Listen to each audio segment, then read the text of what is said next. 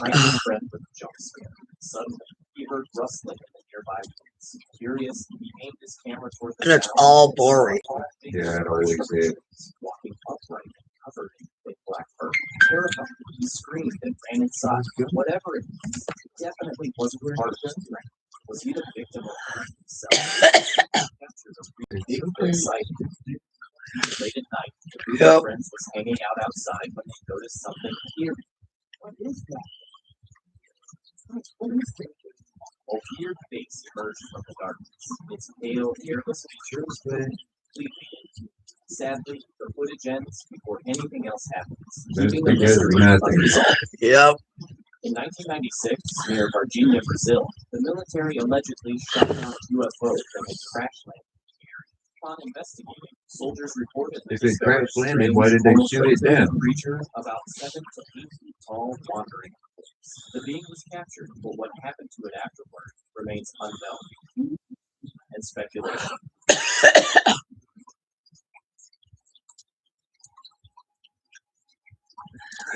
Some extraterrestrial encounter, while others might have been a hoax or misinformation. In 1999, Bigfoot enthusiast Paul Freeman Washington State Mountains, a place he explored many times before in search of solid proof of the legendary creature. During this trip, he heard strange noises, branches snapping, heavy footsteps, and rustling. He had a blowout. Trusting his gut, he grabbed his video camera and started filming. What he caught on tape became one of the most talked about Bigfoot sightings ever. What is that?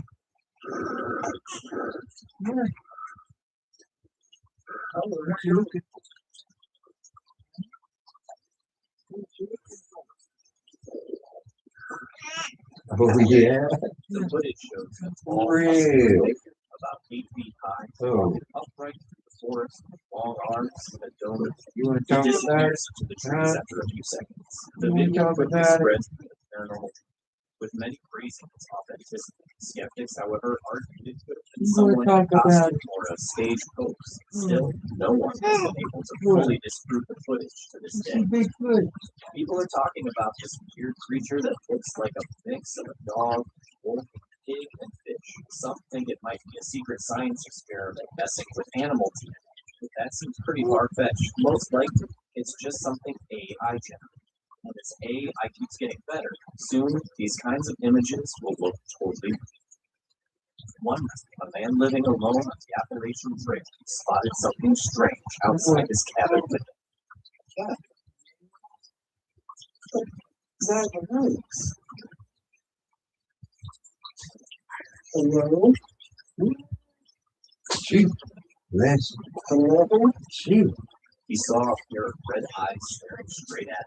They didn't look like animals, but they weren't human. It wasn't his first unsettling encounter, and it likely wouldn't be the last.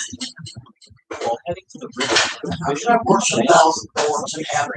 deep in the forest, a shed snake skin lying on the ground. It was unbelievably long, suggesting this snake had been massive, maybe even one of the biggest ever seen.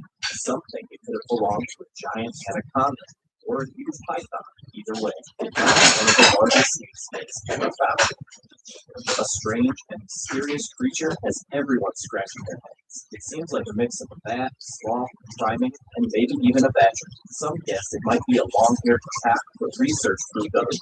After checking against many animals, nothing matched, so its identity is a mystery. These men were cycling through the wilderness when they came across something that would alter their lives forever. What is that you think of? Curry. Come out, no way. Okay, well, hold on.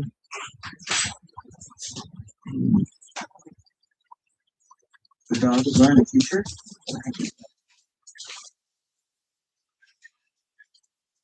Yeah. Oh, we started.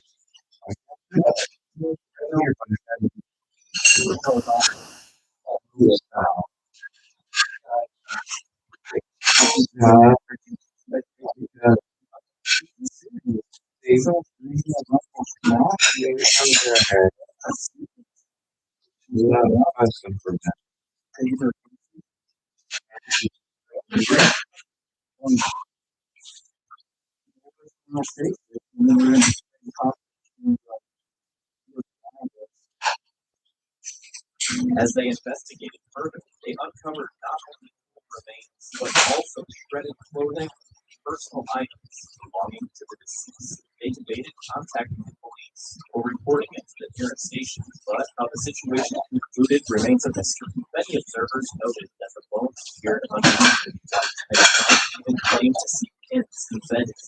Whether real or not, it's certainly not something anyone would want to come across. This shocking picture of what is claimed to be a 6-foot long lizard-like creature. It's massive, walking slowly across a field with its body swaying heavily with every step. The creature doesn't resemble a golden dragon. It doesn't match any reptile species. Some people online speculate it could be a mutated reptile, while others think it might be a prehistoric species. If the footage is real, it could be evidence of something that shouldn't exist in modern times. A home security camera in Appalachian captured something unusual on the footage. I'm very much to go first floor. Yeah.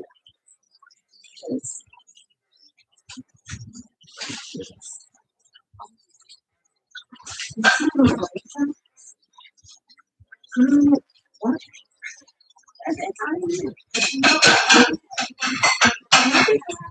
That is, I'm on Hornet where?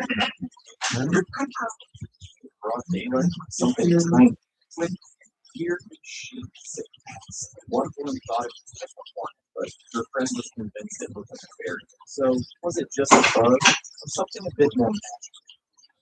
Someone was exploring the woods on a trail they knew well, but at one spot, they felt a really creepy vibe.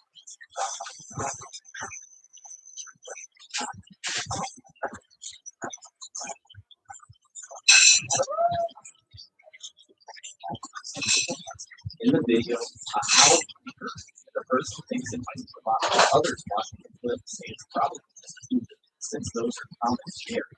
Either way, it's an interesting clip that keeps you wondering what's really out there.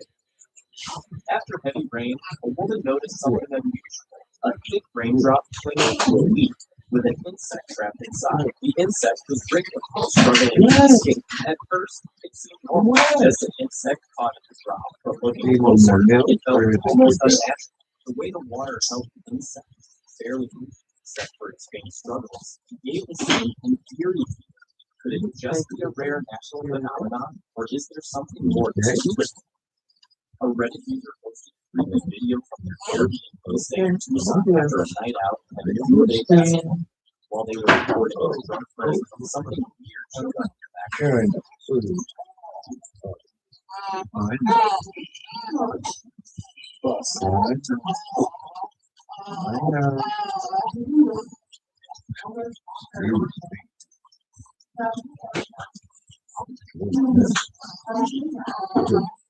Wow. Somebody shoot red away. Man. Then, out of nowhere, Good man. how does something like that happen without a paranormal Need fresh explanation? diaper? While walking along a riverbank, someone spotted something eerie. A pale head with hollow eyes floated in the shadow. It moved slowly and vanished without disturbing the water. The sight of other things brings to mind spirits or ghosts from home.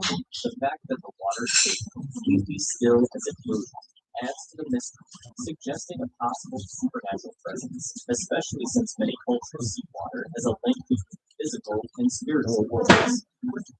This photo comes from the New Jersey Pine Barrens, Oh, my place good. famous for Jersey Yeah. devil legends. Someone claims it shows a strange winged creature. Yeah. At first, it might look like a bird or bat, but the wings are unusually large, and the body seems to be holding something small, which doesn't match any known. Locals have long said the Jersey devil lurks here with wings, hooves, and a terrifying shriek. Believers think this could be a rare sighting of the creature, while skeptics think it's just a bird at a weird angle or a hoax. Oh, Either way, really? my parents' dark reputation makes this sighting even more mysterious. This man was out when he suddenly started hearing unsettling sounds.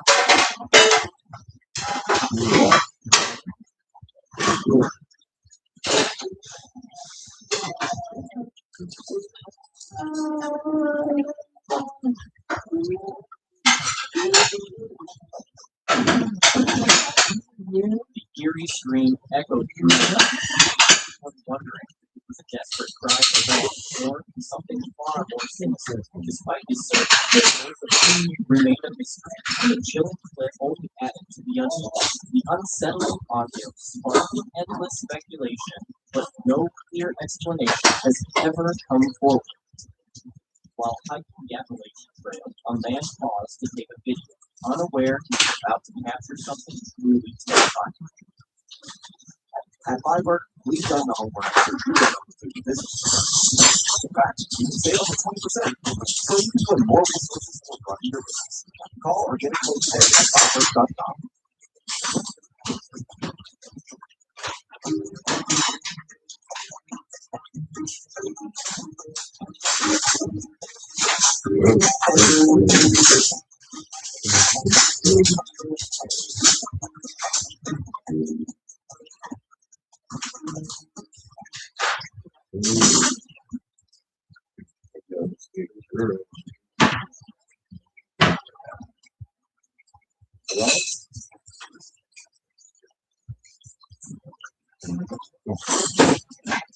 The scream was so intense and real that you wondered if someone was actually in trouble.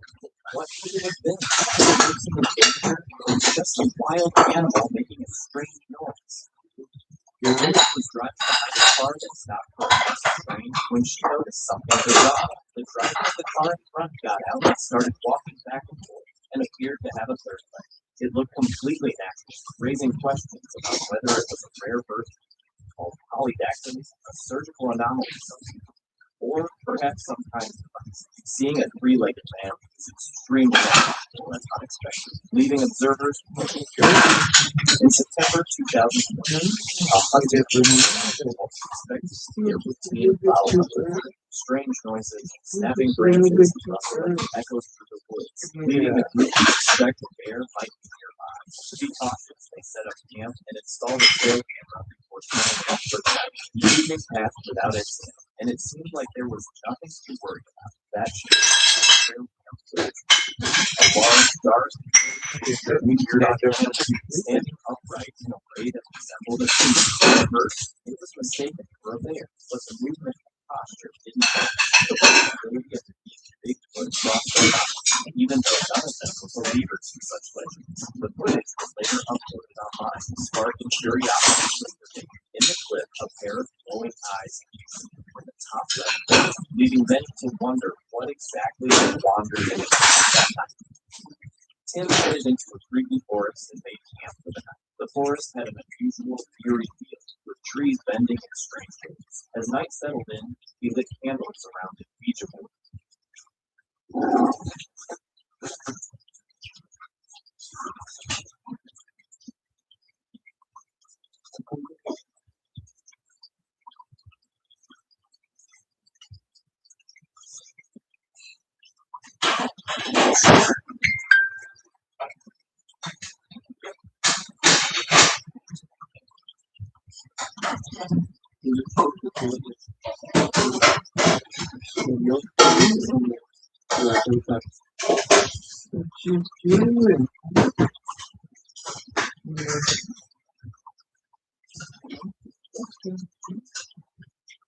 The night started and a shadow darted into the trees. He set up walkie-talkies to try talking to his spirits, and then one hanging from a tree suddenly swung on its own, crackling and snapping.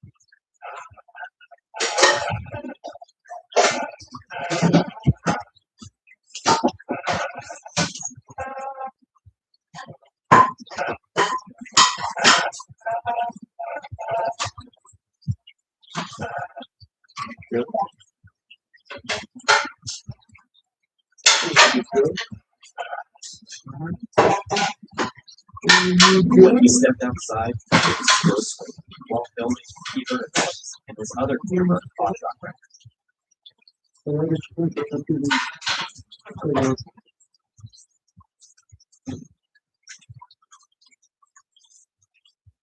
Later, when he reviewed the footage from inside his tent, he noticed something had been walking right behind him, passing just in front of the camera.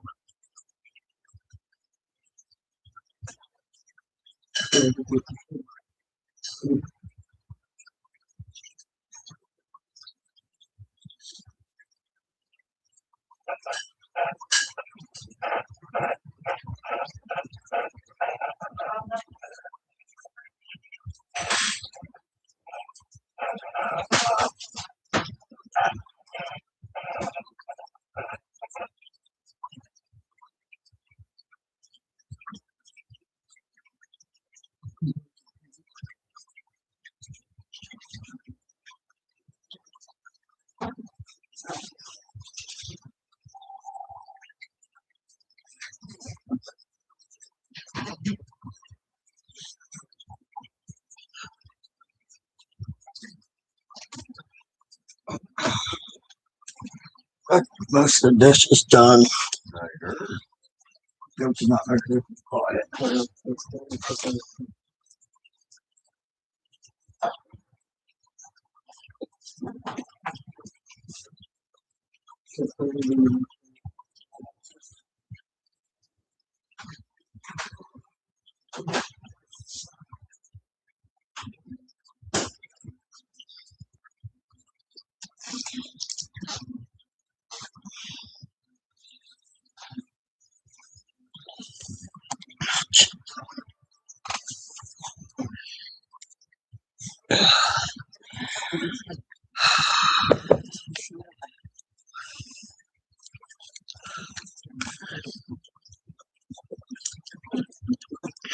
Feeling more and more unsafe, Tim made a quick escape, taking My ears are clogged.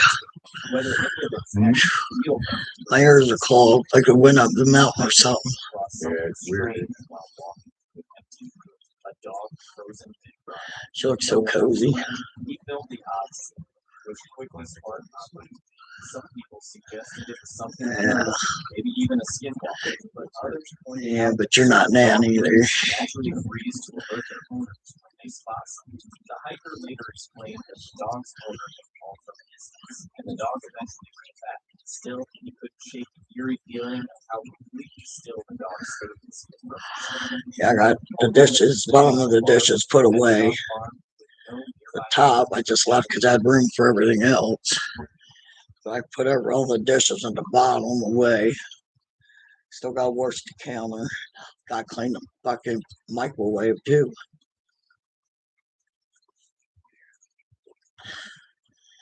Get those bags and stuff off the kitchen floor.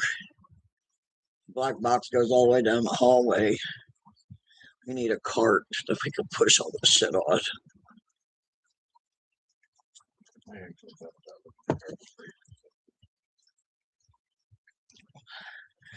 It was kind of wood. Dolly type. Dolly and cart. They have the dolly cart combined. They're expensive though, aren't they? They're, I don't know what they are now. They were fairly reasonable, some of them, because they were on sale. I can't think of sale now. Only thing I can tell And you tell me that now? you, are you gonna make coffee No, but you just said we're out of coffee. Oh, in your cup. I was saying you got to kick your ass. You know? Okay. Bring her over and I'll put her in her bed. You bitch about my coffee, so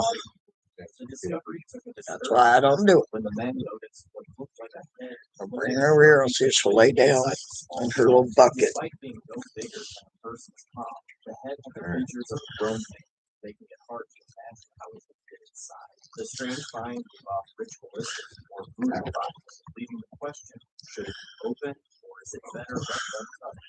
Sometimes curiosity. The discovery was striking. Someone noticed movement a river. Nice little And creek. found a giant lobster. Its massive size alone is impressive, but what really stands out are its blood red eyes, giving it a look straight out of the sea. Nature is full of surprises, and this river-dwelling giant is no exception. A woman and her husband went out into the woods, hoping to catch some footage of the strange drones people had been seeing over the Appalachian Mountains, but things didn't exactly go as planned.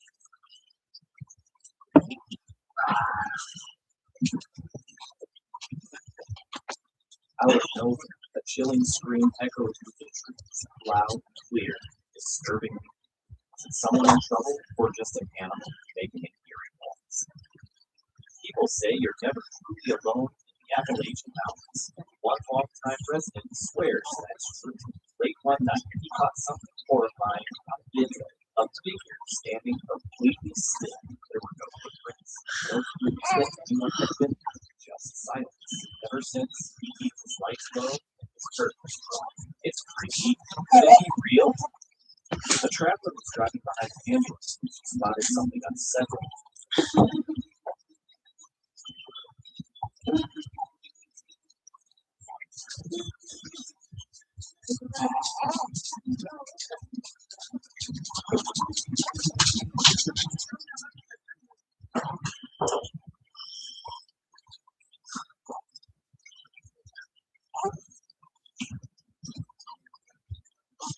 The paramedics inside didn't seem to notice a hand hanging from the back door, dragging along the road. Other drivers, including the traveler, honked repeatedly to get their attention, but the hand didn't. No one knows if the person was alive. If they were, the injury must have been severe. If not, it was an incredibly disturbing sight to witness. What happened next remains a mystery. While traveling, a group of people encountered something unusual. The video captures what looks like a chaotic swarm of bees being attacked by another creature, possibly bats. The post sparked curiosity among viewers, including Thomas James 509, who recalled a childhood memory of seeing a massive bee swarm hovering over his home. A man was cleaning out a shower murky water when he spotted something unusual beneath the surface, a faint shape that looked like a human skull, buried in silt and rock. Startled, he began filming on his phone and tried to retrieve the object using his camera. Take a look.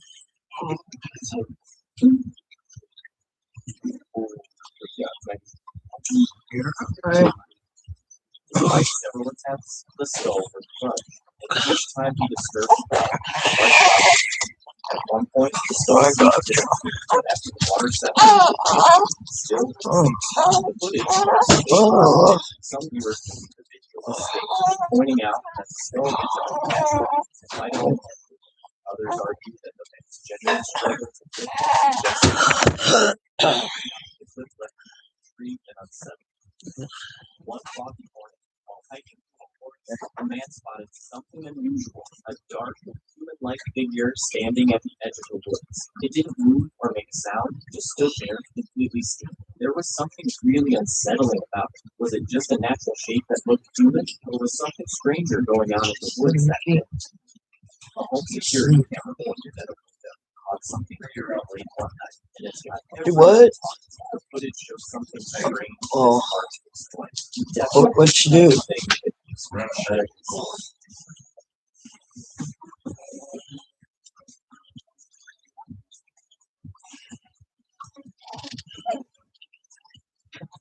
Oh, there, right there. Put your little leg. Tweeted. Hey guys. Oh, Yeah, let's go back on to the show. Done. All right, come hang out a little bit, guys. all right. For insurance, it's to pay bills collectors. Crazy, right?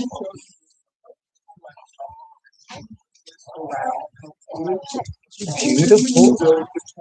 You're beautiful. Website behind liability for as low as $29 a month and full coverage only $30 a month. I put a link to the website down below. Right. Whatever with that, direct to the website. Oh. The footage shows a huge face with hollow, sunken eyes, and a wide, bony nose staring straight into the house. It's not a reflection or a lighting effect. It looks like a giant figure standing right outside the window watching. His dark, empty eyes stay perfectly still, while the rest of the face is lost in shadow, making it even creepier. Seeing something like that on a camera late at night is terrifying, and it's left people wondering, was it just an illusion, or is something really out there? A blogger decided to test his iPhone's durability by dropping it into the modest geothermal spring, the Devil's Cauldron. The deep, circular pool filled with scalding 200 degrees Fahrenheit water immediately swallowed the foam. The first drop captured nothing but the distant hum of a drum. However, when he dropped it a second time from a greater height, the foam recorded something truly unsettling. A man living near the Appalachian Mountains often hiked solo and had never come across anything odd until this particular day.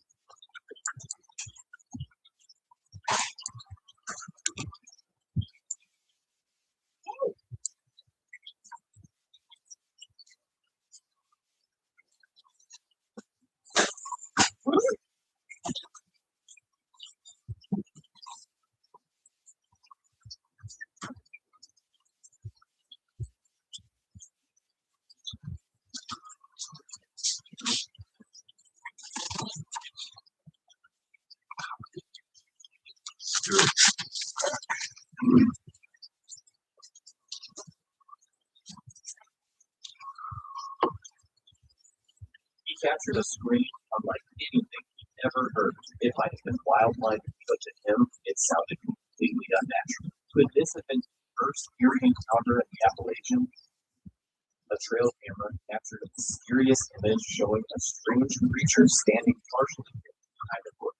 The figure had a cape-like appearance, glowing eyes, and an oddly shaped head. Just by its position next to a tree in the bush, it appeared to be around 7 to 8 feet tall, much taller than the average. The image quickly sparked debate. Many in the paranormal suggested it could be evidence of Bigfoot, while skeptics argued it might just be someone in a costume. What stood out most was the creature's glowing eyes, which didn't look like a typical camera reflection. Some even said the glow seemed to come from within. Though some believe it to be proof of Bigfoot's existence, others remain unconvinced. The image continues to stir curiosity and speculation about what the trail cam really captured that day. Chris McGass was van camping with his dog and terrifying noises some people. Yeah, I'll just walk my what's sounding like.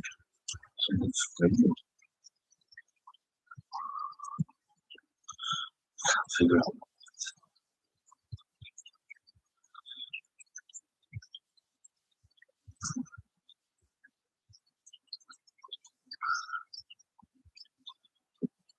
Some type of bird. The source of the noises remains unknown, but fortunately, he managed to get out safely. In northwest Jiang, a backpacker was shocked to spot what looked like a figure standing atop a cloud, wrapped in a rope.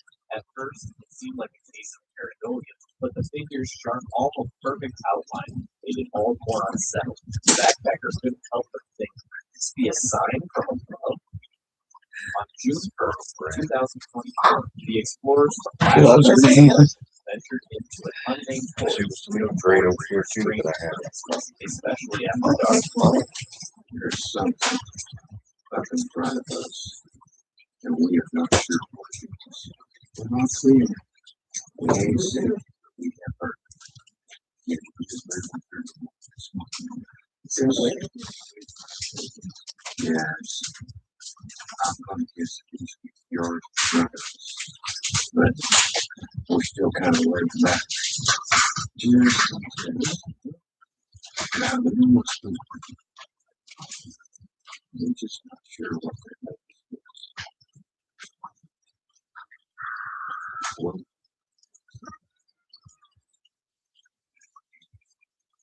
think that was black.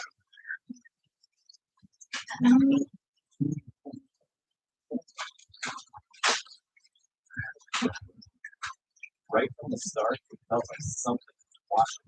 As they moved deeper into the forest, the tension grew and strange noises echoed all around. Then they saw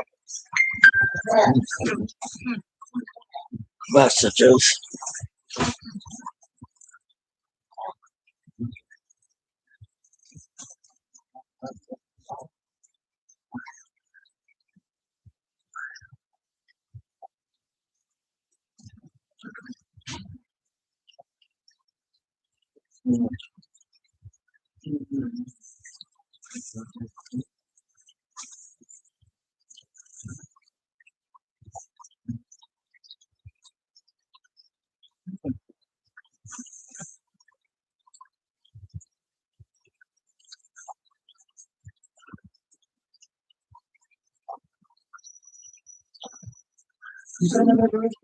Yeah, there's a blue. I can see it behind. Can you see? It's always empty. Yeah, it's just like it runs in. I don't know what. Okay,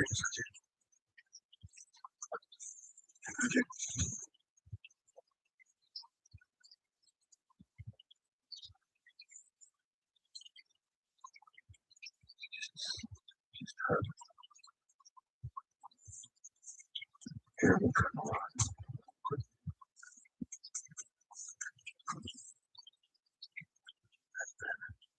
I can see it.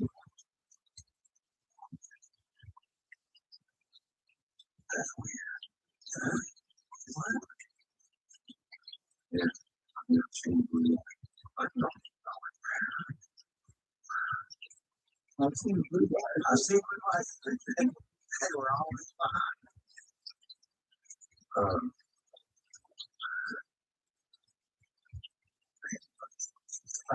It's very tight.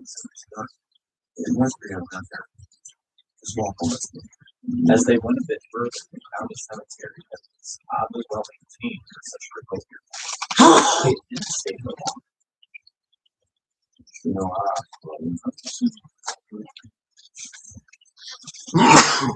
Thank you. I'm not doing too bad. I just finished my first cigarette.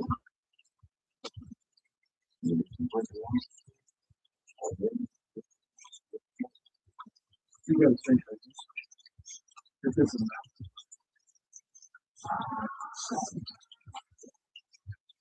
again.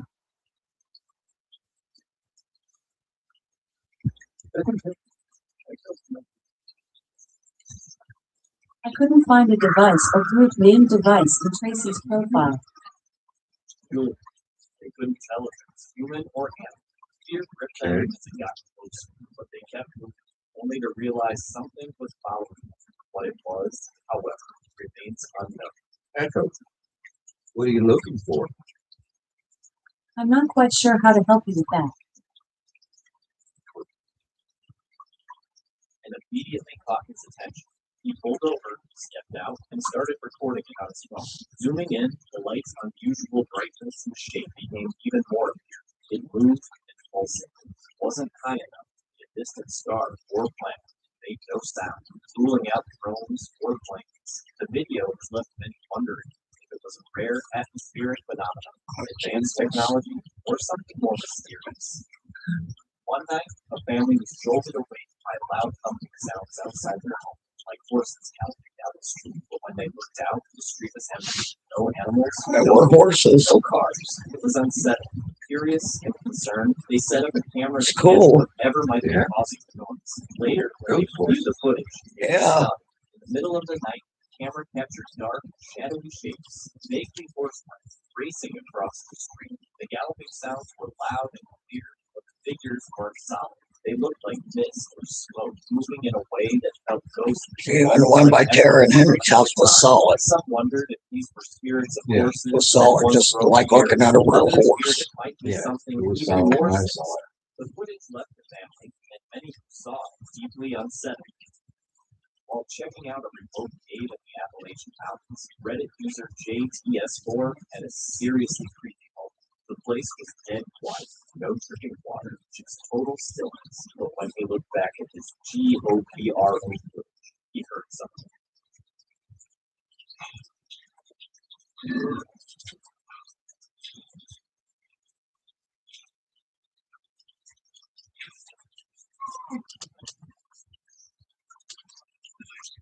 I just broke off at the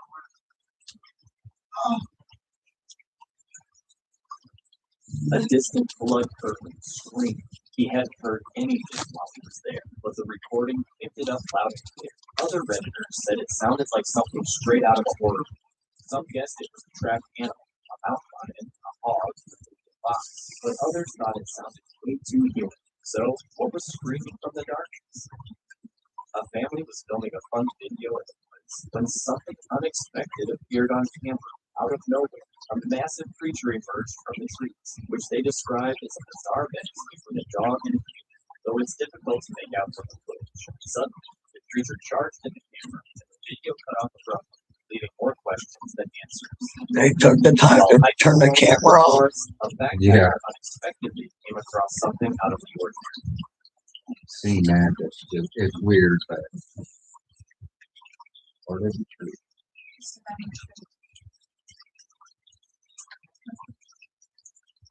I don't see the damn thing. You know, Oh, on the right side of the street. I'm not.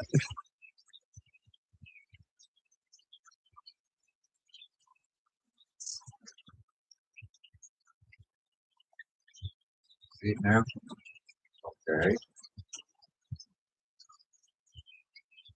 Looks like a tree to me. It is, but from right here, Bird or something just flew in there. yeah, so there too. See it? Almost looks like something's hanging there. See, to me it just looked like knot holes. It's basically what it is, but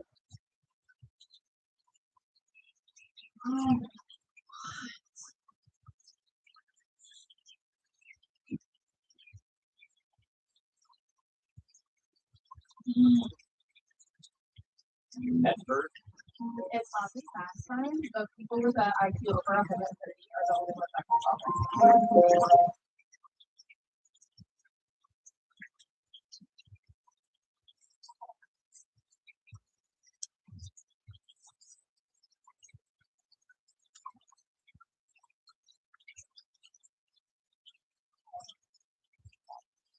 but viewing it from different angles revealed unusual shapes. While likely not supernatural, the tree gave off an eerie vibe, prompting the backpacker to share it online.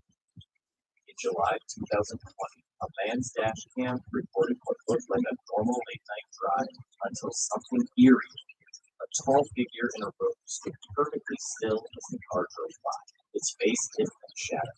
To this day, neither the driver nor anyone else knows if it was human or something entirely different. Around 2:45 a.m., a TikToker recorded a video of the Appalachian Mountains. When they brightened the footage later, something frightening. Nothing should have been. Not at that hour, not in that area. Yet a shadowy figure crosses the trail, and the person filming insists they didn't see or hear anyone nearby. Even now, they remain puzzled by what they captured. On Christmas morning 2024, a woman named Sarah shared a video of her daughter opening presents. One gift in particular grabbed the girl's attention, a doll that walks and sings when you press a button. At first, it seemed like just a normal toy, but soon, Sarah began to suspect it might be hiding something far more frightening. A esa muñeca se la regalaron a mi hija. Es falta para Navidad. Y esa falta que me quedé sola en mi casa hace como que 2 o 3 días. Y yo estaba acostada cuando sola empezó a sonar y de la nada empezó así, pues, a caminar. Pero si se dan cuenta, no tiene absolutamente nada aquí, porque yo todo le quito, porque le tocas, absolutamente todo se le quita. Mira, si se dan I wish cuenta, that translation was a voice yeah, instead of having to read the thing, you know. yeah. Activating on its own. After it began frightening her daughter, Sarah moved it to her own room. And that's when she captured this on video. Anotaron los nervios de toda la costa. Mira, fíjate, no deja de sonar sola, yo no la he tocado absolutamente para nada, la he tocado para nada, la música, y estoy totalmente sola, o sea, es increíble, no hay nada. ¿Quieres salir? Hola.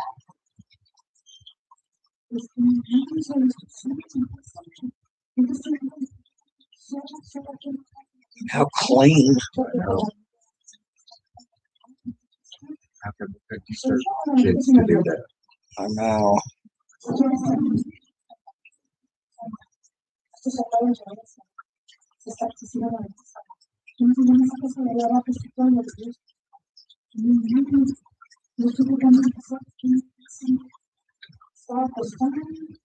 Ya está muy tarde, dejando la vida.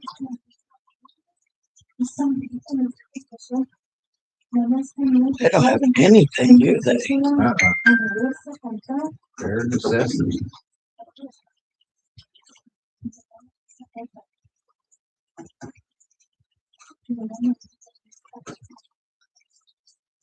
Hola.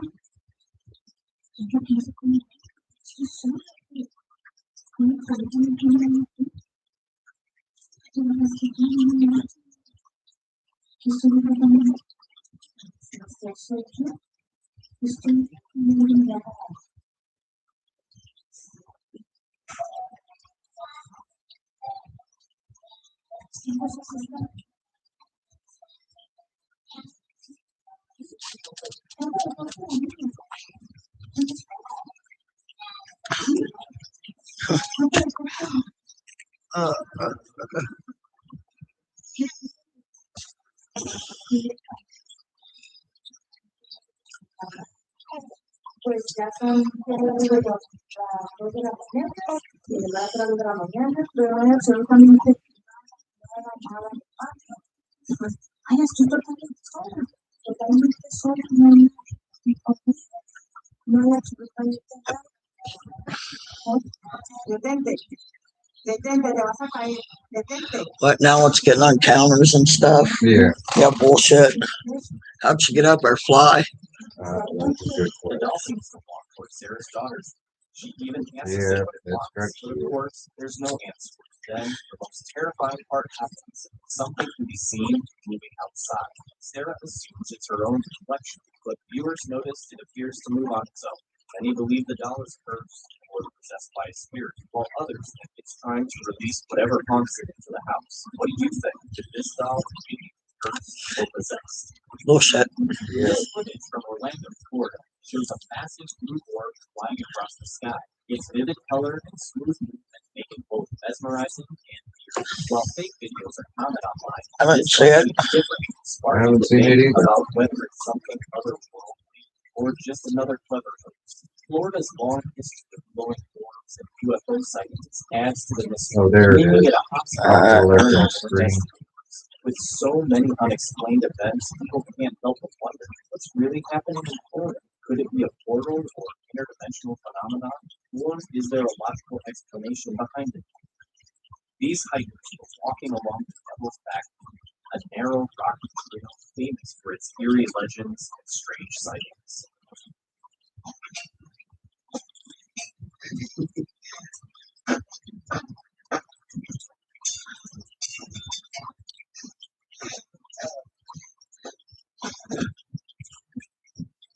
As they walked, they rang a bell, but soon after, something strange occurred.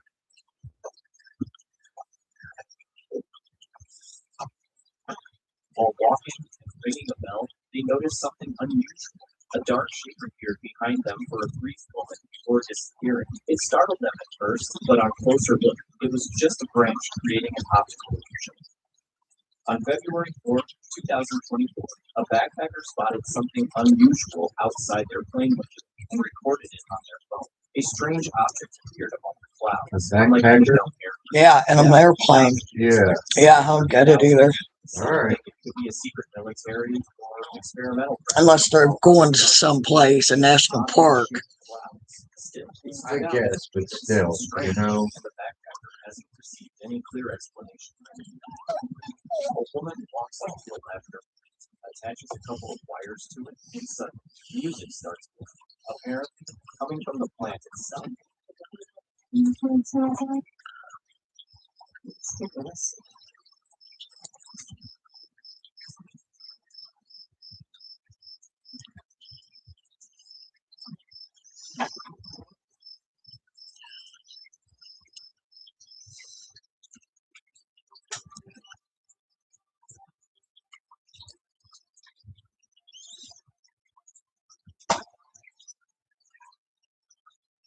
Not sure I After believe looking her. into it, it turns out there's real technology that can make plants create music. It's called plant foam, and it works by converting a plant's natural biorhythms to sound.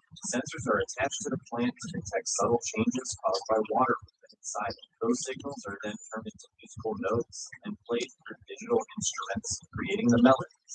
It's a fascinating mix of That's nature cool. and tech. Imagine It is hearing cool, music of your favorite plant. I mean, to just say, hey, watch, I'll plug this in and play music. From a tree with skulls. People guess the skulls were from a small earth, like a deer, but that didn't explain why they were here. He thought it might be some kind of culprit, while others two animals tangled up by predators. Honestly, though, the idea of a mysterious two-headed creature is way more exciting, isn't it? Four friends were driving down a forest road late at night when their car passed a cemetery. Their dash camera unknowingly caught something. Their dash camera sucks. Silhouette of a man barely visible on Yeah. the screen. At the time, they hadn't noticed it, but when they watched the footage later, they were shocked. What made it even creepier was that they all felt a sudden chill and unease while passing the cemetery, not knowing why. Seeing the Maybe it's because people don't like cemeteries. A couple was walking through the woods near an old cemetery, recording their so they could find their way back. But in one of the clips, they caught something unexpected, a glowing white thing drifting across the frame. Some say it looks like the ghost of a child, while skeptics insist it's just a plastic bag. What do you think? For now, the mystery remains unsolved. Lizzie, who loved her own hikes, had come across plenty of scary stories about the Appalachian Mountains. Curious, she and her friend Alexandria rented a secluded cabin near the woods. Around 2 a.m. that night, they were suddenly jolted away.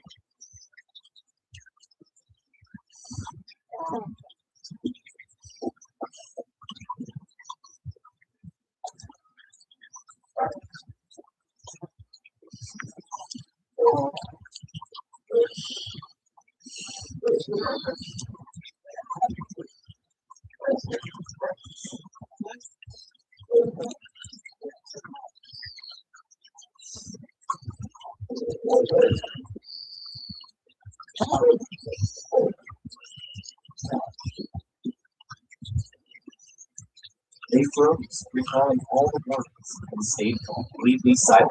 Should they have called for help? Were they right to stick to the unspoken rules of the Appalachian Trail? Yep. A woman was hiking the Appalachian Trail when she ran into something truly terrifying. Mason-Dixon line. Oh, yeah. Yep. See? Yay.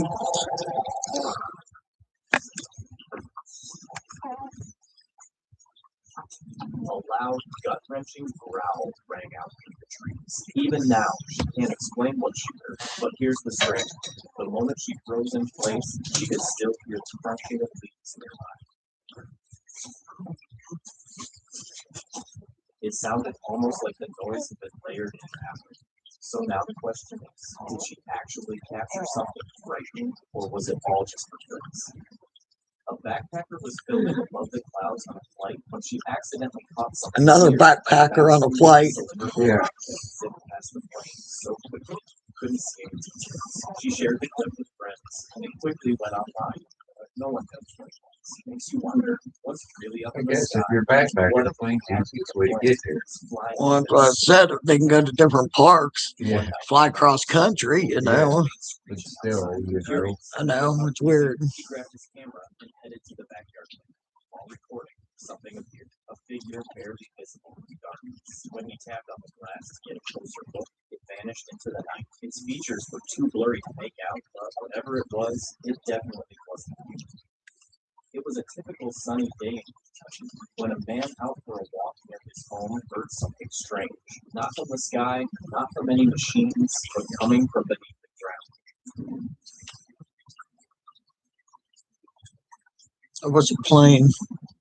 What it sounds like.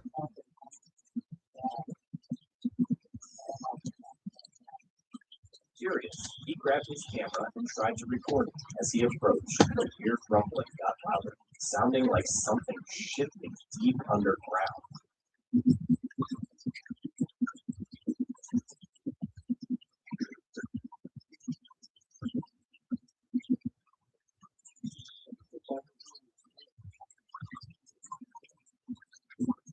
Dig. There's no construction, no digging, nothing that explains it. No one really knows what's happening to that calm stretch of light. One evening, a woman was chilling in her Appalachian home when she noticed something outside the kitchen window, a figure staring in. Around here, there's an unspoken rule. Never leave your windows uncovered after dark. That night, she didn't follow it, and ever since, people have wondered why would she break a rule meant to keep her safe. Someone spotted a scorpion-looking insect on a dead grasshopper. It's unclear if it was eating it, but the insect definitely looks intimidating. After some research, it was identified as a scorpion fly, though despite the name, it's not a true fly. The name comes from the male's reproductive organ, which resembles a scorpion sting. Scorpion flies are generally scavengers or predators and feed on dead insects, so it was probably just having a That's creepy. insect footage seems to have more of a scorpion-like body, unlike typical scorpion flies, raising questions for those who have encountered them.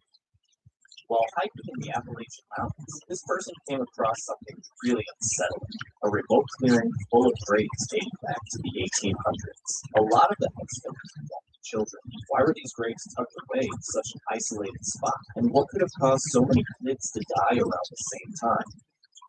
This photo was taken back in 2019, and the odd part is, it wasn't shot with a fancy smartphone, but an old flip phone. The picture shows a kid standing in a room, but if you look closely at the right-hand corner, you'll notice a sparkly, glowing mass. It seems to be drifting upward, almost like it's moving into the ceiling. It doesn't really look like dust or a typical camera footage. It actually has some shape to it, almost like some kind of energy or presence caught on camera. The person who took the photo says they have no clue what it was. It could have been a weird reflection, a glitch, or maybe something else entirely. So, what do you think? Did this old school They had cast a shadow. something paranormal? Yep, cast a shadow on the wall.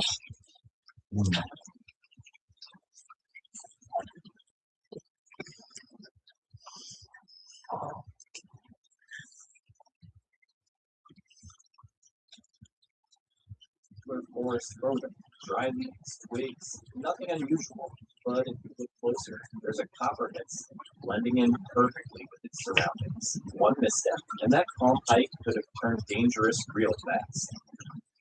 While visiting an old medieval building in Sardinia, a tourist caught something strange on camera. A balcony window had its curtains slightly open, and a small grayish shape peeked out from the bottom. At first, it looked like a child's head, but some thought it might just be a faded. How do you get a child's head out of a line? Yeah. See, these I can't. These are dumb. Yeah. Watching the world that no longer belonged to. The visitor only noticed the figure later while reviewing the footage, so no further details are known. Check this out, something that's actually been confirmed to be real.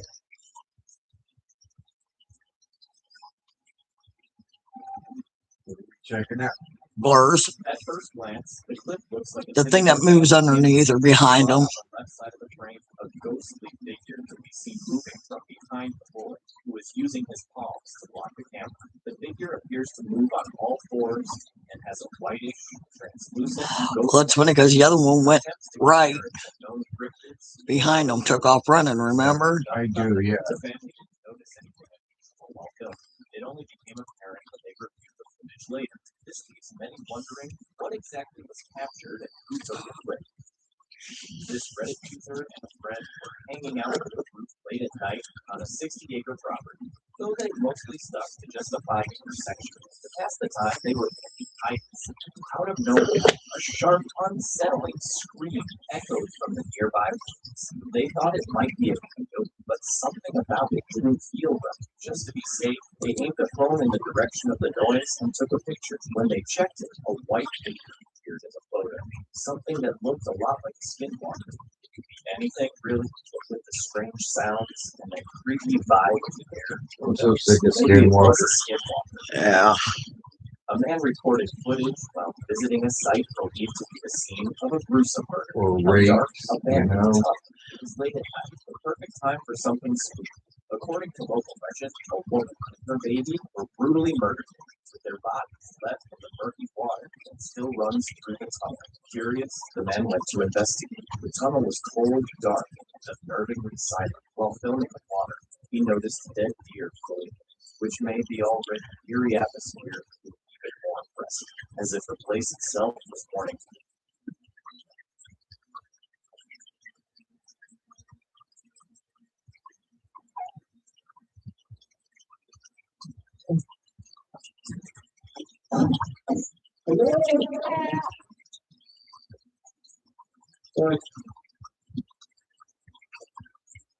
Determined to see if anything paranormal would appear, he called out to the tunnel. That's when he heard a faint baby crying echo through the darkness. Frightened, he ran out of the Getting through the darkness from Fire TV. Having trouble communicating with Fire Still TV. lingering. Check your device's network connection and power A supply. Reddit user shared a whole family photo. Nobody said her name. At first, it looked Well, they normal, did. but there was a weird smudge on one side. The user's mom thought it might be a ghost, but others said it was probably just damage from moisture in the photo. The mark looked like something that could happen when photos get damp or have issues during printing. While it caught people's attention, it was likely nothing more than a photo. A Facebook user went to a quiet road by a memorial for the first civilian deaths of World War II, bringing her dog along. She took some photos, and the place seemed empty, at least to her. Later, her husband noticed something unusual in the pictures. A faint figure in what looked like a uniform near the memorial. Could it have been a ghost? This group was wandering through the woods when they stumbled upon something truly terrifying.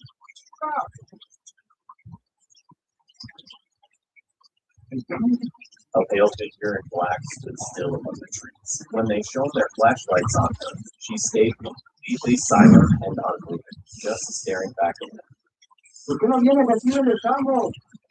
Even though they tried to interact with her, she didn't respond. In a moment of frustration, one of the group members threw something at her. To their shock, the figure instantly fell over, and they quickly ran out of the woods. Who or what did they encounter that? While hiking to a park, Yukon, a hiker spotted a large footprint in the River Valley Silt. When compared to women's size 8 and 9 shoes, it seemed to show distinct toe marks. Some suggested it could be a bear's double step, but the absence of claw marks left questions about whether it was an animal or something unknown. The single deep print remains a mystery. A group of friends was on a trip when they decided to take part in a Halloween ghost tour at the 40th Cemetery sometime around 2012 or 2013. During a break, they went a bit ahead of the rest of the group to snap a photo taken by the tour guide. Later, while looking through the pictures, the user's sister noticed something chilling. A figure wearing a hat appeared to be walking past them. Startled, she insisted they leave right away. When they got home and showed the photo to the others, they were so spooked that they've never gone on another ghost tour since. So, what was that? So what was the point? Spirit, or just someone they didn't see at the time? Lindsay, the creator of the YouTube channel Phantom, focuses her content on the haunted, the abandoned, and the unexplained. Through her videos, she explores forgotten places, chilling mysteries, always searching for the truth behind lingering mysteries. In her video from August 1st, 2022, Lindsay teams up with her friend Chris for a chilling exploration of an abandoned home known as the Can House, once owned by a member of the iconic band Can. The site carries a dark piece of rock history. It's where band member Alan Wilson was found dead in September 1970 from an overdose. To this day, it's unclear whether his death was accidental or something more sinister. Drawn by the house's eerie reputation, rumors that Alan's spirit still haunts the place, Lindsay and Chris set out hoping to make a connection, but what they encountered inside was far more disturbing than they ever expected. So at this point, we are at the side of the road. It's a little walk over to where we saw the bridge. So we'll do that for that spot and try to get this here. Okay, guys, we finally made it to the house. We are here. It was a sketchy way down. And I'm going to go ahead and show you what the house looks like. So there's some rocks or soft doors on that kind of water. People stay there. So far, everything was going just as planned. Lindsay and Chris got to the house, set up their ghost hunting gear, and started looking for any sign of Alan Wilson's spirit. They were totally focused on the paranormal side of things, so much so that they almost missed a much bigger problem. They might not have been alone, and not because of ghosts. Before long, they'd seriously regret letting their guard down.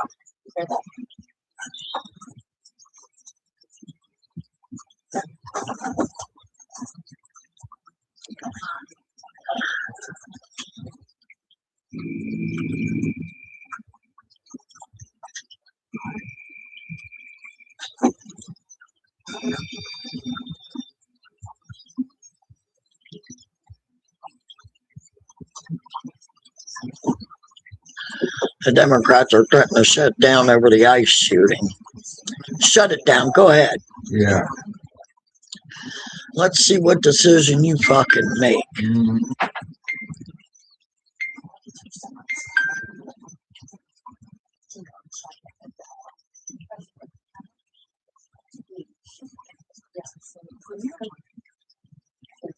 I don't know what's up, but I know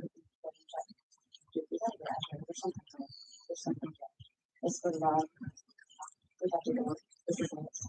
Between 10:21 and 11:25, the people wandering around the house seemed too preoccupied to notice Lindsay and Chris hiding nearby. After a while, they finally left. Still, the idea of strangers hanging around such a remote, creepy spot made the situation feel even more dangerous. Even if things looked calm, the thought that someone could return at any moment was hard to shake. Not wanting to risk it, Lindsay and Chris hurried across the overgrown property, nerves on edge. Just as they reached their car, they heard voices again. Others had shown up, likely with their own unsettling intentions. Without wasting a second, they jumped in the car and sped off, rattled but safe.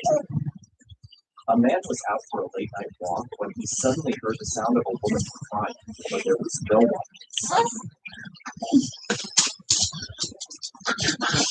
She cried, Sadie ran. I know. He does not hang around.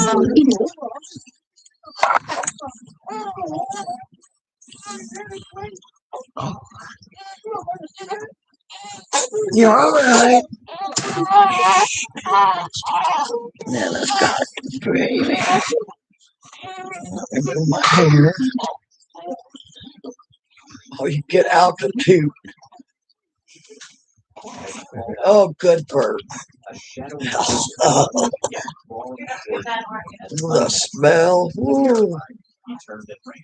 In Mexico, the legend of La Llorona, a ghostly spirit known for her haunting cries, has terrified people for generations. Eerie wailing matched her legend, but La Llorona is usually described as a weeping woman, not a crawling. How you doing that, This Bear? has led some to wonder I'm if doing it good, really just watching or could it be creepy something things. else entirely, like a skinwalker trying to lure him. She's such a doll Basically, baby. yeah, the boy tells you Channel, truth, huh? exploring with bear has been Basically, a with loyal Chubby following, River, they get up, feared keep talking about investigating some of the that most little chilling Violet's gonna locations be in in trouble.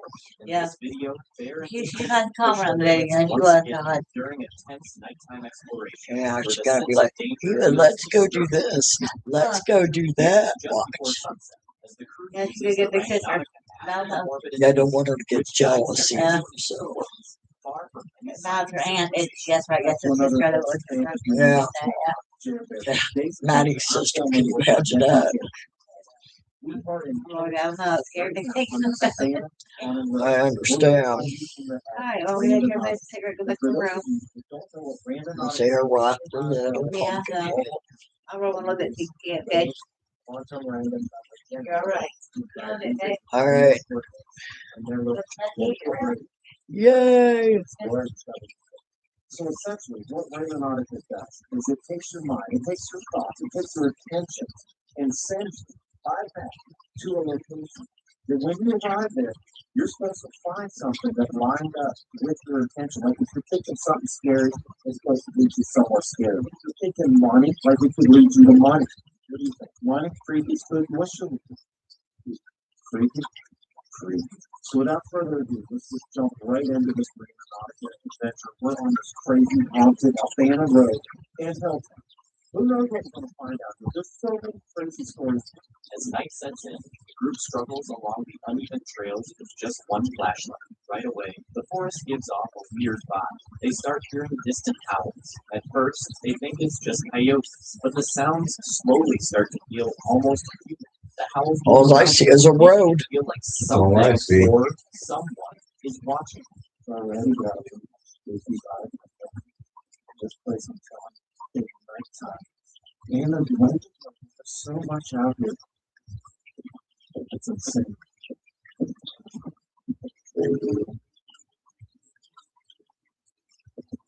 I didn't see any Wendigo. Me either.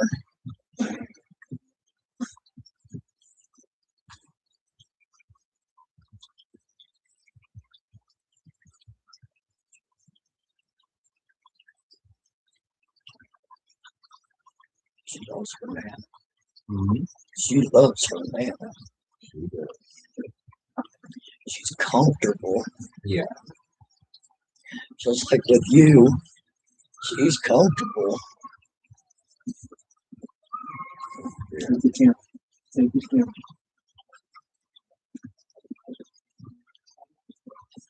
This is some film, not me. Sounds like Horses. coyotes. Oh, but I thought they were They're Foot. really nervous but determined. Keeps filming as they go further. the footprints. Oh. Like somebody was running at them. I guess that Yeah. was them That moving. was them trying to get out of it. All right. There, they spot creepy graffiti, dive, scroll images. Even more unsettling, a dark red substance, maybe blood, is smeared nearby, making the It's scene not blood. For real. I don't. Is that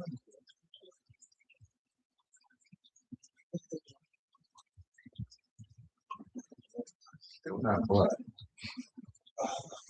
oh, there's somebody down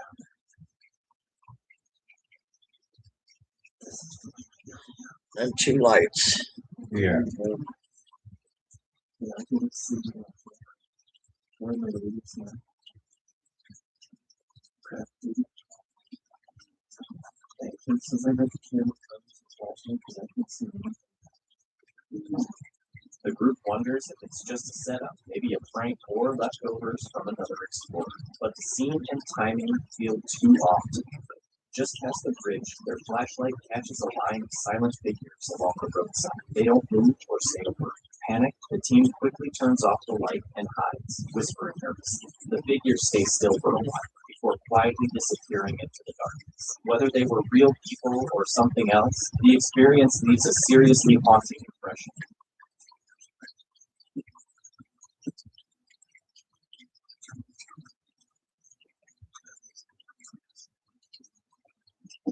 You're a big old pussy and you're teaching your dad to be safe.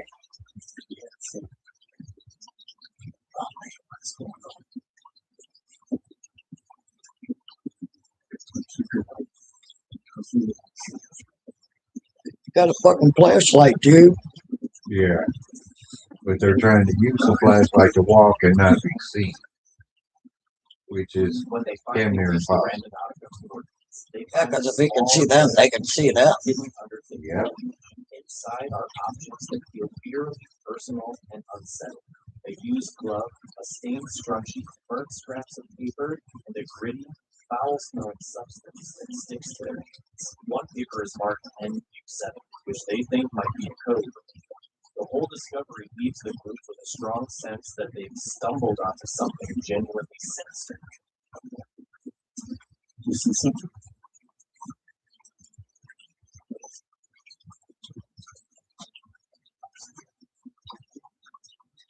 Yeah, I have a problem. I'm just shining his flashlight and finds us as well. Yeah.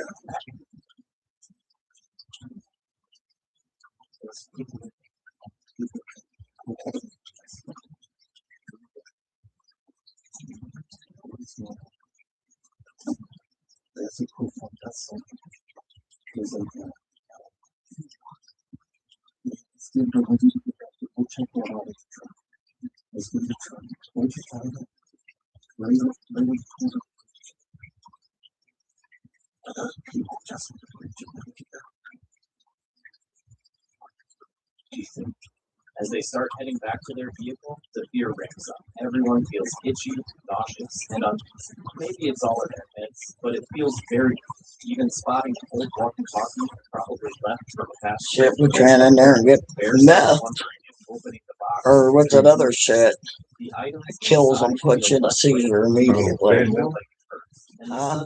Physical Fentanyl? symptoms Yep, that's just the make one. dread even stronger. That guy. That looks sort of. I don't know if I would just touch it. That looks sort of.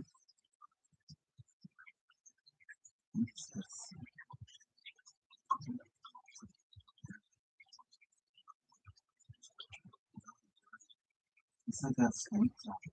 These things on it. Yeah. There's a bunch of dirt. It's like white dirt. So different. He's using his bare hands. Yeah.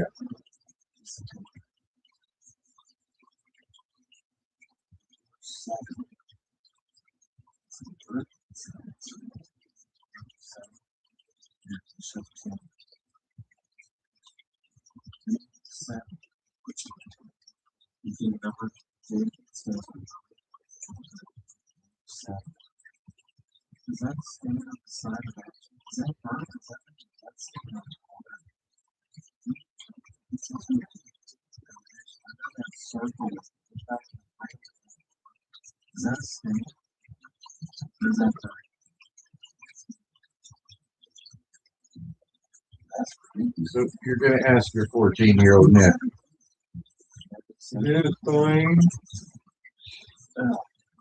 You look at that. That's all. Number 7. I love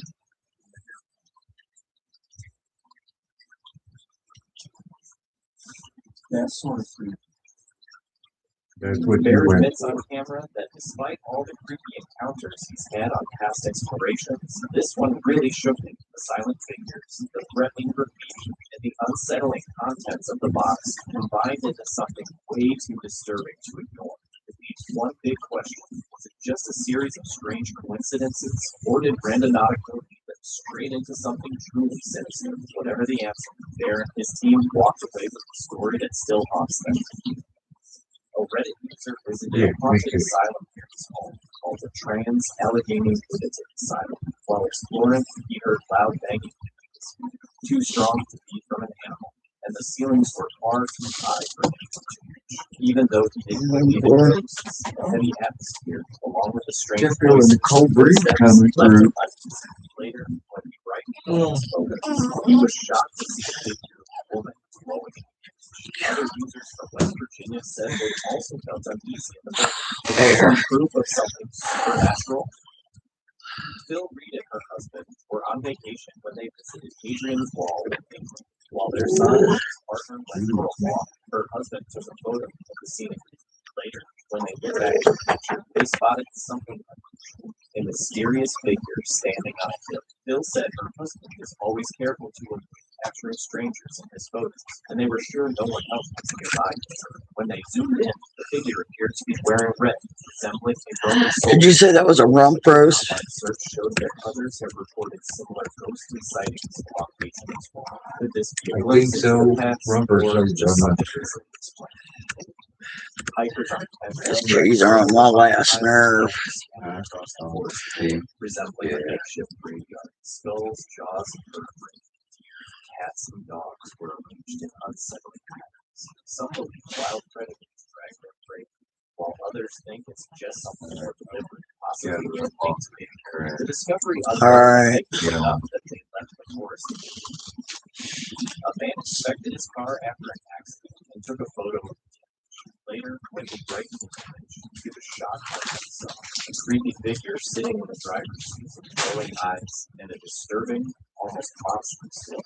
Many commenters suggested it could be a evil spirit connected to the crash, noting that similar eerie figures have been spotted in photos taken after other accidents. One cold, windy night in November 2007, a Facebook user from Western Supermare in Southwest England went to the old First Street Yard in Elmwood. They had a simple 3.2 megapixel phone camera and wanted to check out the place, which was known for ghost stories. The graveyard felt creepy, so they quickly took a few photos and left. Later at home, one picture shocked them.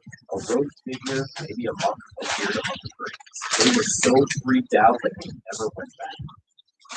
Reddit user FD71 shared a photo taken during a casual nighttime visit to Joshua Tree National Park last summer. At Hey, first, they just snapped a picture of that it in the dark, but blanket, days later, I haven't read how to wash it. they noticed something Wash strange, that separate unsettling shapes or figures and hidden among the trees' branches. gentle, you know what I mean? Yeah. On their YouTube channel, Project Darkside, Stella and Yeah, I'll just throw it in at the rinse. How's that? That's fine. paranormal spots, shared a chilling episode that went far beyond what they discovered. On November 26, 2020, they posted a video from their visit to the notorious Hotel Drama, once a grand showcase of communist-era luxury in Prague's Edge District. The massive hotel, built in 1980, used to welcome political elites and foreign guests. But those days are long gone. Now abandoned and falling apart, the hotel has become infamous for eerie rumors, whispers of ghosts, strange noises, and fleeting shadows moving through the corridors. However, during this exploration, it wasn't the supernatural that posed the real danger. Stella and Monica would soon realize that sometimes the most terrifying things hiding in forgotten places are human.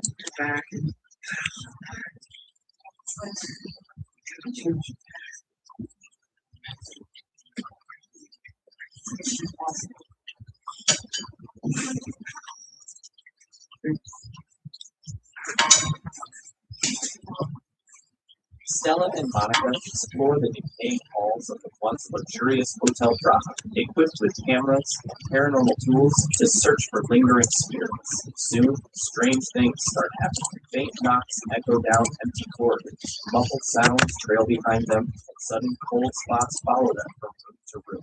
At first, they assume it's the usual paranormal activity rumored to haunt the place, but the unease quickly turns ugly as it starts to feel deliberate, as if someone is watching or following.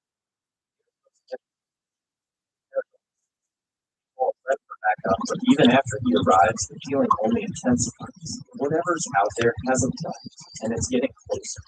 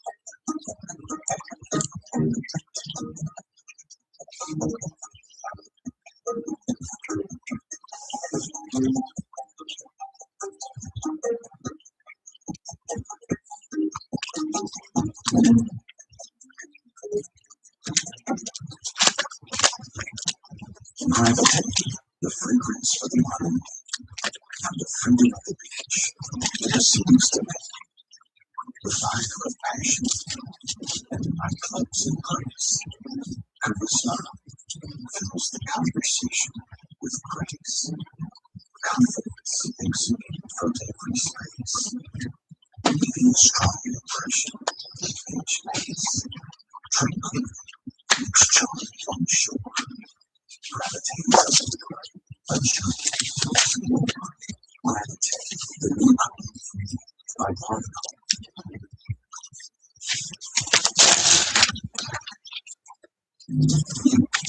I need guys, please keep yourself the black thing on the left side. At the end, I have to mark the video. Yeah. If you take here, please tell me and give something item and then go down. That was the I need to fix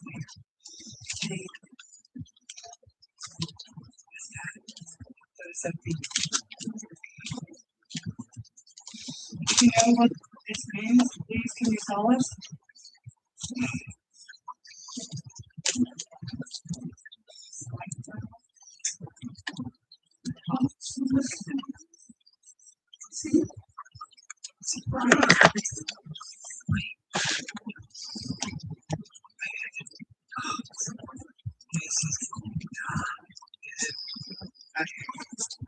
Sorry, I think.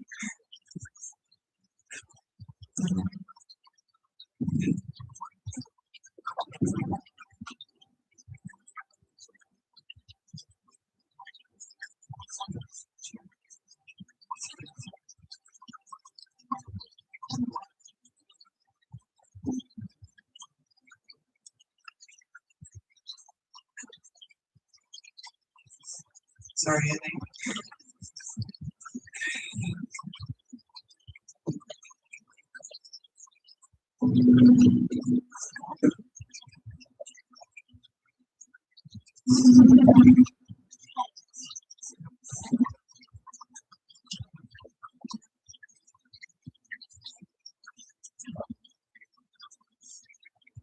Alba?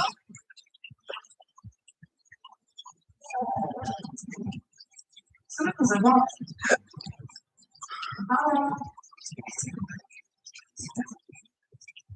Hello? The noises upstairs kept getting louder, too clear and intentional to pass off as wind or the creaks of an old building. They called out, but what followed was worse than any answer. Complete silence, no footsteps, no voices, just a suffocating stillness closing in around them. Every instinct told them to run, yet curiosity and the hope of something paranormal kept them standing their ground. But the longer they stayed, the heavier the fear became. Shadows seemed to shift on their own. Each sound drew closer, and it became impossible to ignore the truth. They weren't dealing with a ghost, but with someone. Yes, that was is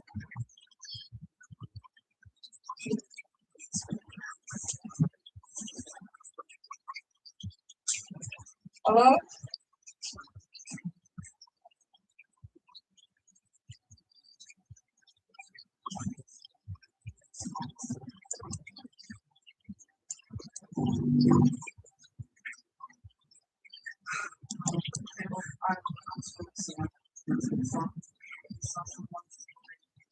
Yeah, so here. So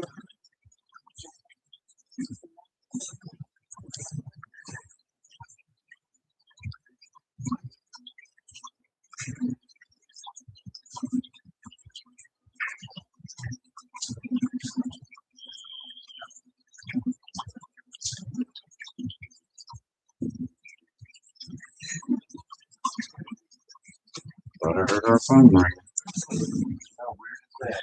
That is weird. You didn't hear it? Nope. You know where it's at? what was There, that? okay. I got all our clothes, As Stella all everything I Our could find. clothes in. That blanket, yeah, it's in now. All right, good. Yeah, I just got it on speed watch, but I didn't put it on.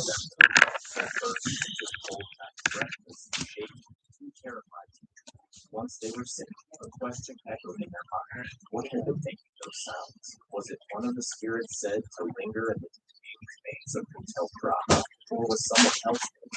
Someone alive, hiding just out of sight?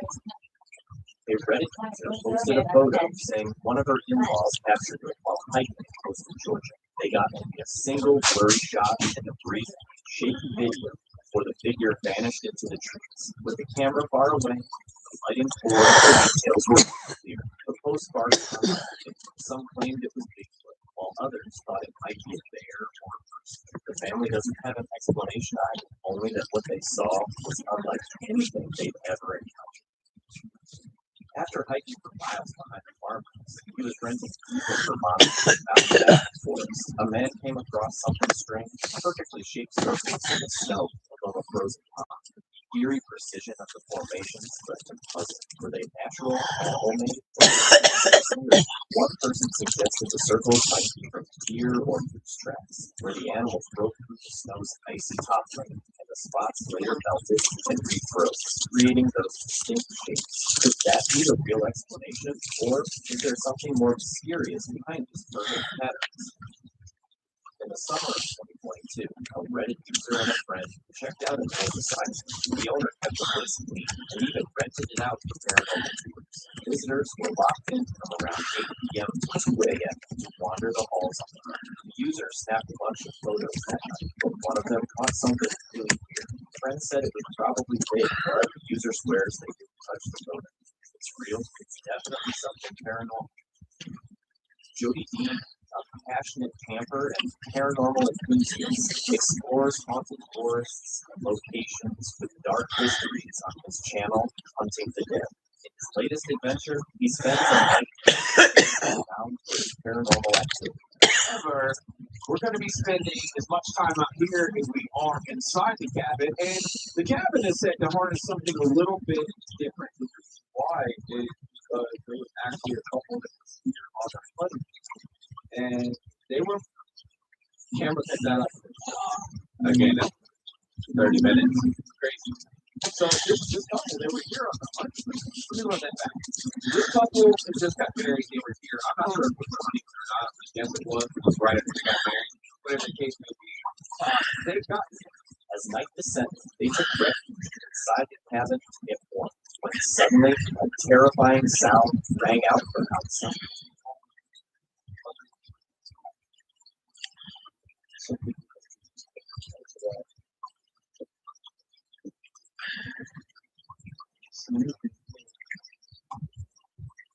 Just back here on this side, it just sounded like there was something falling underneath here, making noise. I'm trying to get over here.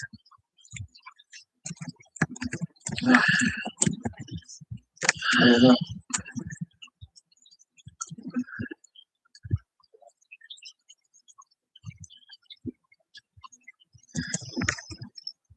So the truck was back. Fine.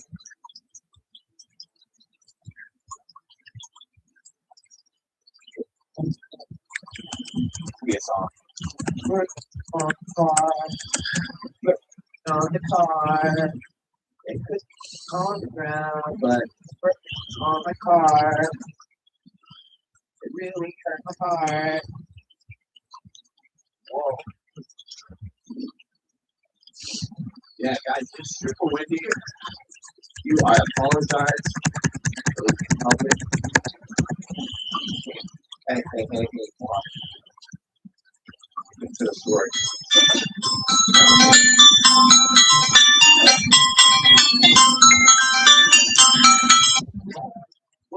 Hello? Hello, it's your bad mama. I forgot to call you back yesterday, but I was so sick all day.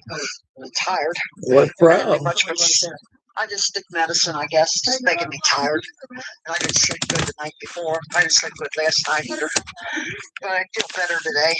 That's They said good. sometimes the medicine makes your blood so thin you just feel weak. And that's the way I felt. I felt really like weak and out of it. And I forgot That to call you back. sucks. That's all right. I said, that's all right. So did my brothers and sisters. Oh, you But gotta ignore them. yeah, well, I wish them a happy birthday. So, Yeah, I know. but I know. I don't care. Can't talk to none of them. No, no, they're all stubborn. Yep. They're all stubborn, and that's so. See, I told you I was the good kid, but nobody listened. So what did you do for your birthday?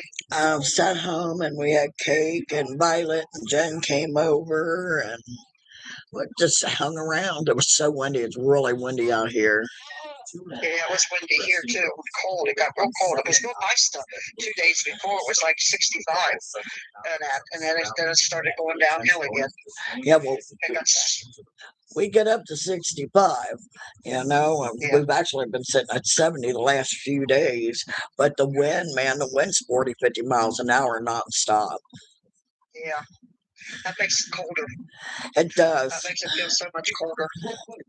And so how's Tracy doing? He's good. He's in back doing something. We're trying to get our house together, and that we have to have somebody come out and do our roof. So, how's the baby doing? She's good. She's laying here. She loves her Nana. I don't know. When does she go back to? When does she go back to the doctor? I think Maddie said next week. Well, they go. I'm not sure when we go to Vegas. They're going to go to Vegas with her to another eye doctor, and but we're just used to her. We don't even look at her, notice it. But like I told Maddie, let them go in there, and check it. And maybe remember when Heidi's eyes were crossed? Yeah. You took her to have that surgery. See, and that's why I told Maddie. I said they may do that, and if they can, we just don't know if she can see in it. Well, she has to be able to see in it because she follows with her other eye. Yeah. So she sees something.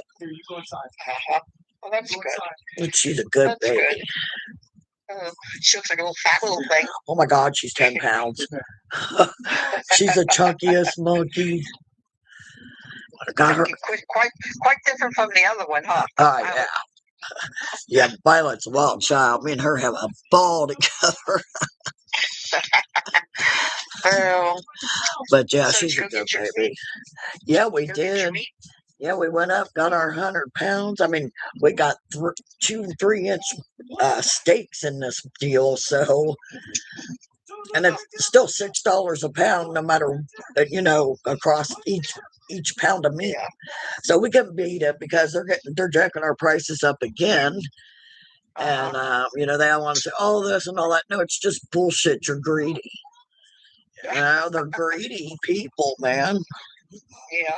Hell, our coffee's $30, and it's like we ain't buying that no more. I mean, Jesus, that costs more than beer. Ain't that sad? That's sad. Yeah, but you can't live on beer. No, I don't even like the smell of it. But you didn't get the package yet, did you? No, not yet. Hell, he didn't deliver these packages till like 8 o'clock last night. Our mailman's just got a hell of a job. I hope he should get it sometime this week, I guess. Yeah, it's not held up in holiday traffic, so. Yeah. So how are you doing? Okay, we're just been doing not much of nothing because of the damn weather. And Joe, he just doesn't have his strength back yet. He's just really tired all the time. The other day he looked worse the other day than he did when he was in the hospital. Oh my God! So he just looked all drawn out and skinny and everything. Today he feels a little bit better, a little more perkier. Yeah, I thought Trace is up and down, up and down.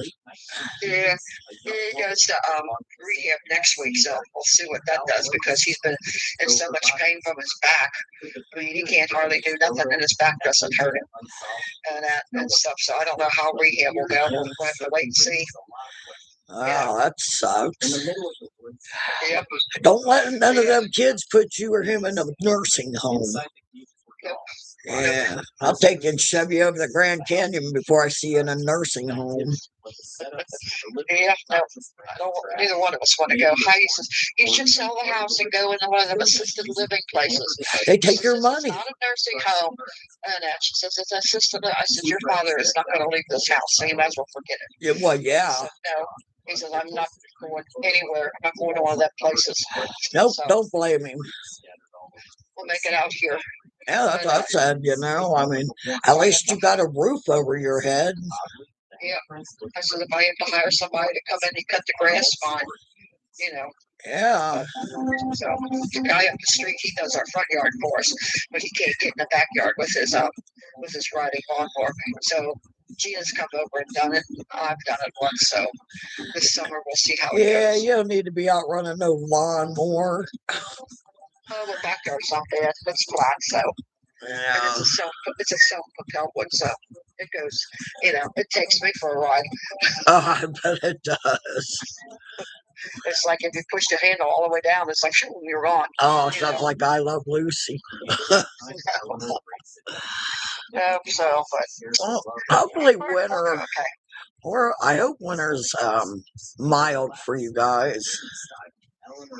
I hope so. It's been rough so far. It's been really cold days. Cold days and all that snow. So I don't know. We'll have to wait and see what happens. Yeah, well, you know, we went February and March are usually our worst. Yeah, well, we went through New Mexico and went up to 25 into Colorado. There's no snow.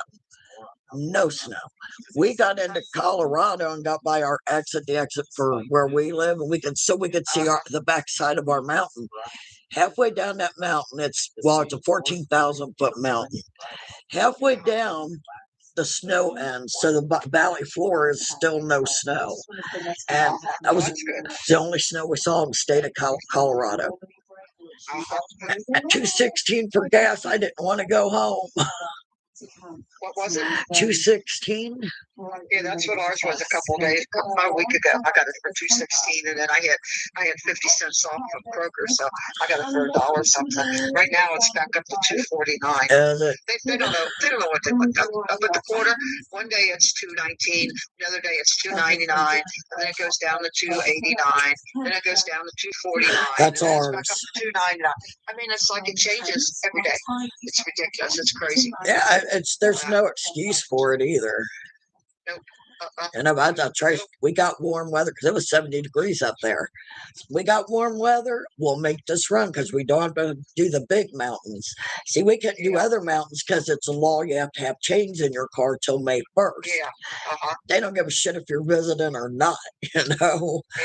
So we stayed down at the bottom, went the highway straight up, and dirt gas up there was cheap. It was dirt cheap, and it sucks we have to drive so far, but hell, once we're in Colorado, I'll go pick up 2 of them things and bring them home. Yeah, that's a good deal, good price. Yeah, well, plus I get a vacation out of it. So my birthday and all these little holidays, it's like I want a gas money. And then when they jacked our price up on just a shitty hamburger, we knew we're screwed. So, hamburger here last week at Kroger's was $7.99 a pound. Oh, that's exactly what it was here. And it was. I looked at it and I said, you can keep it. I said, I'll go over here and buy these little steaks, these little round filet mignon steaks. $5 a piece. $5, yeah. The hell with it. That's right. Keep your damn ground beef. Yeah, we started loading up. We just knew then that we were really in trouble, I mean, our prices here are jacked up because we're in a luxury area. There ain't no damn luxury here, So now we sit, and for the next 8 days, we have high winds. So, anything I order or get, we get, I go pick up. I got to go pick up an order today from Smith's. I won't even walk in their store. Yeah, these people are sick and everything else. I'm not walking in these stores. So we order pickup. I go pick it up. Yeah, well, that's the way to do it, yeah. Jesus, there's been 4 shootings in Walmart. Makes you want to go to Walmart, doesn't it? Yep. I'm going out in public with them people. people are crazy out there. That's all there is to it. I don't know what they go back to the Wild West days, I guess. Who knows? Yeah, know, something's so. just wrong. Society's wrong. I keep telling Trace, I should be able to go back to Italy where my people are from. Why do they get to go? I want to go, you know? Mhm. Of course, I wouldn't go there, but still. Yeah. Yep. So, well, not much going on here. All I right. know. I just got finished watching a show, so I thought, well, let me try to call you again. Did you get my message this morning? No, we're having issues with our phone. We can't even turn our damn phone off. We don't know what's going on. I called. It was early. It was probably only 8:30 there. I said, well, they must still be sleeping or something. Yeah, we got up about 9. I see you peeking at me. She's over in her bed peeking at me. When you get your package, call me and let me know. Oh, I will. You know. And the blanket with the little girls on it, that's for the new baby. All right. And the bigger blanket with the hearts is for Violet. Violet. Oh, she'll love it. Yeah. So it's all real pretty colors, pinks and blues and greens and stuff like that. So yeah. Oh, she'll like that. She's a smart kid. I don't know if she needs a warm blanket like that, but you know. Yeah, we leave it here, or she takes it home. She loves her stuff. I mean, she drags her stuff out in the living room and will sit with all of it. And but she's something. She's smart. That's good. She is smart. That's scary smart. She'll be 3, right? Yeah, in the end of April. Yeah. She's just too cute. She knows her alphabet. She knows her letters. She knows her colors. And yesterday she did a puzzle all by herself. Well, that's good. Yeah, because we see 2-year-olds that don't even talk. This girl don't. This girl don't stop. She doesn't stop. But she is cute. Well, that's good. I like the pictures I see on Facebook of them. They're cute. Oh my God, they're adorable. Yeah. So, well, anyway, I guess I'll get going here. I gotta check and see if I've got a roast in the oven. Yeah, I got one in the crock pot. Make sure that it don't dry up on me. Yeah, I hear you there. Okay. All right. Let me know when you get those things, okay? All Tell right. everybody I said hi. All right. And let me know about the baby, okay? All right, I'll let you know. Love you. Bye-bye. Bye. Bye.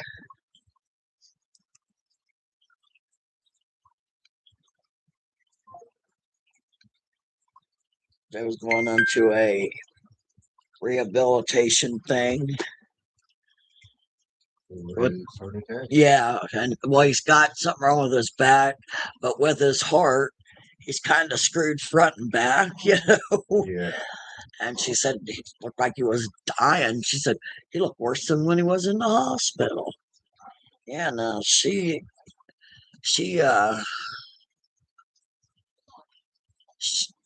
sorry, I'm trying to get this so she's not screaming yet. But yeah, she said that Heidi said, do you want this or don't you?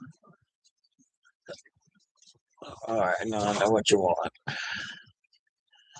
Heidi told her the other day, she said, Mom, just sell the house and move into a retirement center. It's not a nursing home. Well, it's what my other grandma was in, you know, where they could do their own shit.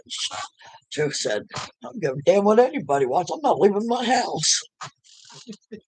So if they got pay somebody come in, you know, that's what'll happen. But he ain't leaving his house. And that's what Mom said.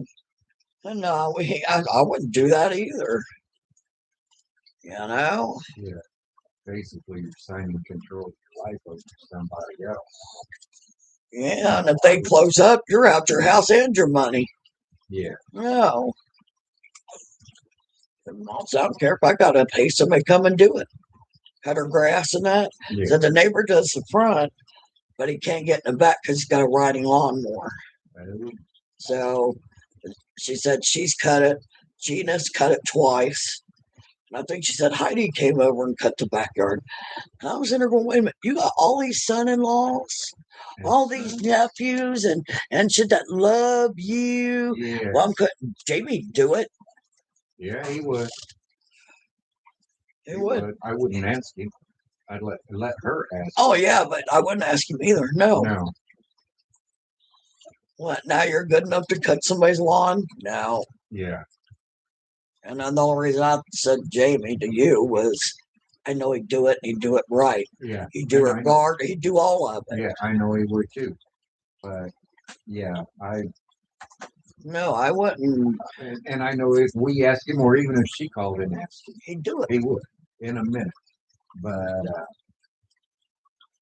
I wouldn't ask you for it No, because I've I've been offered here too already. long. I offered already. I've been here too long. I'm not asking for it. Nope, I ain't either.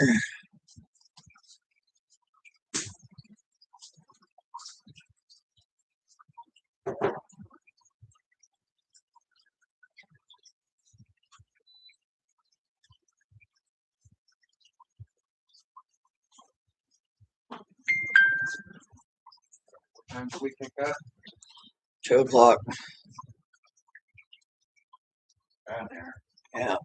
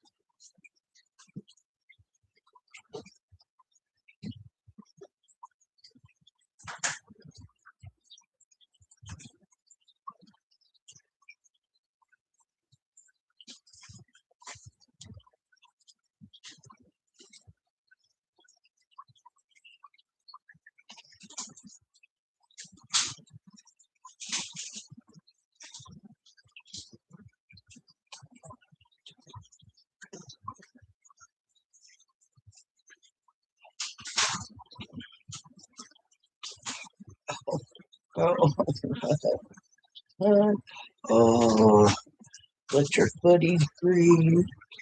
Let your feet breathe.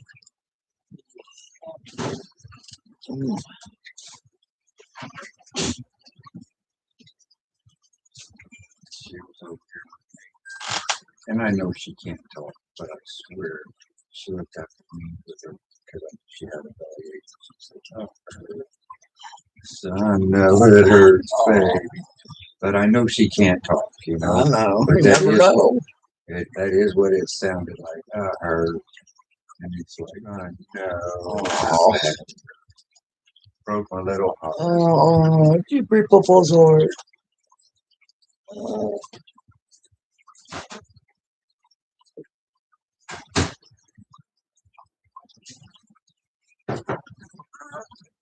Another chew.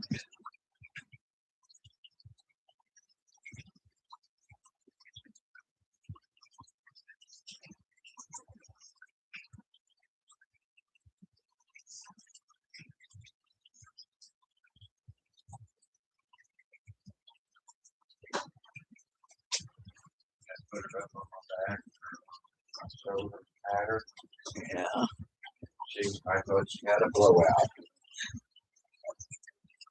I said, "Do you feel better?" And she just looked around like, okay, you know. No, beautiful. Yes, you ever barking left and right, aren't you?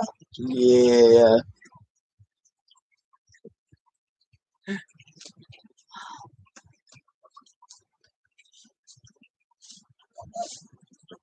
Oh.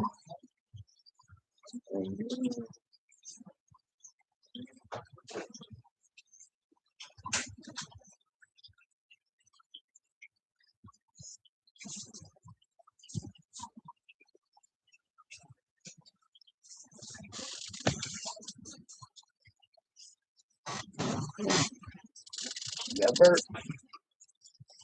That's Bert. Okay, let's get together. Herb. Oh. Oh no. Oh no. Oh no, Bert. Yeah, Bert. Oh.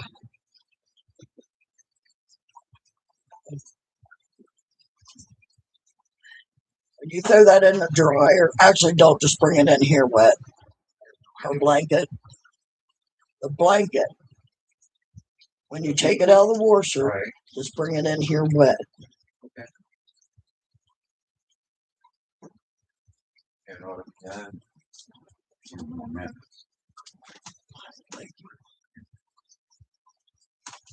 Looks heavy, doesn't she? She loves her data. She loves her data. Oh, she's a beautiful.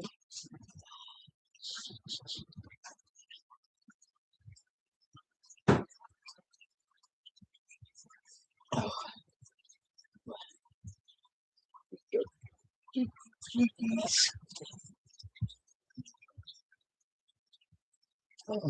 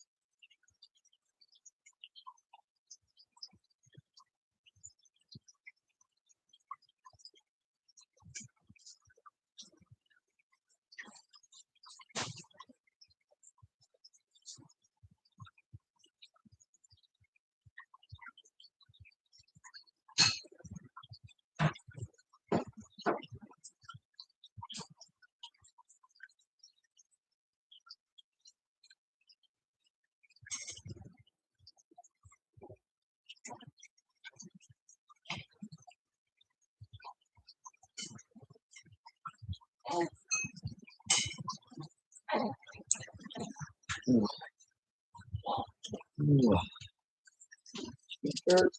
Say burp.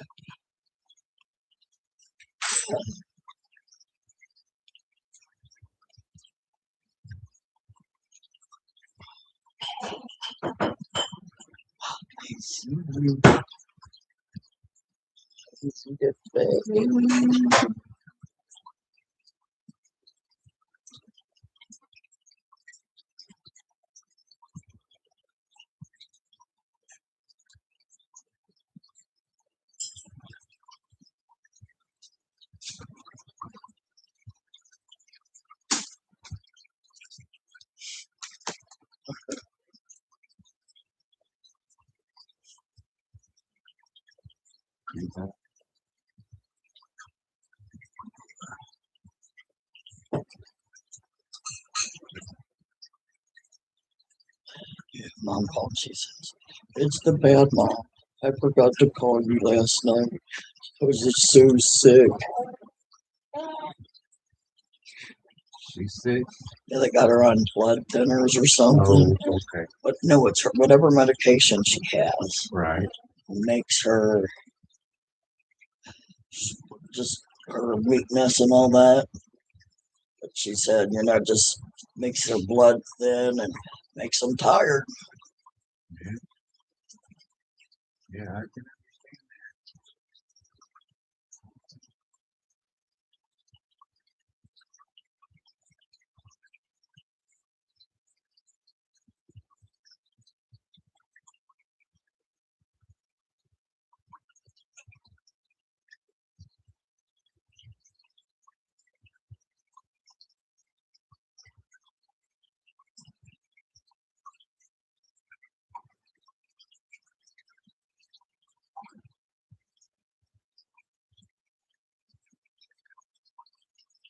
Yeah, let's see what she got caught by in brief behind her or something. See what's so scary. A decade after his last visit, a solo camper returned I love watching her the smile. American Southwest, a place he had avoided Her smile. that never left. Remember this town. Greasy Pine? Yeah.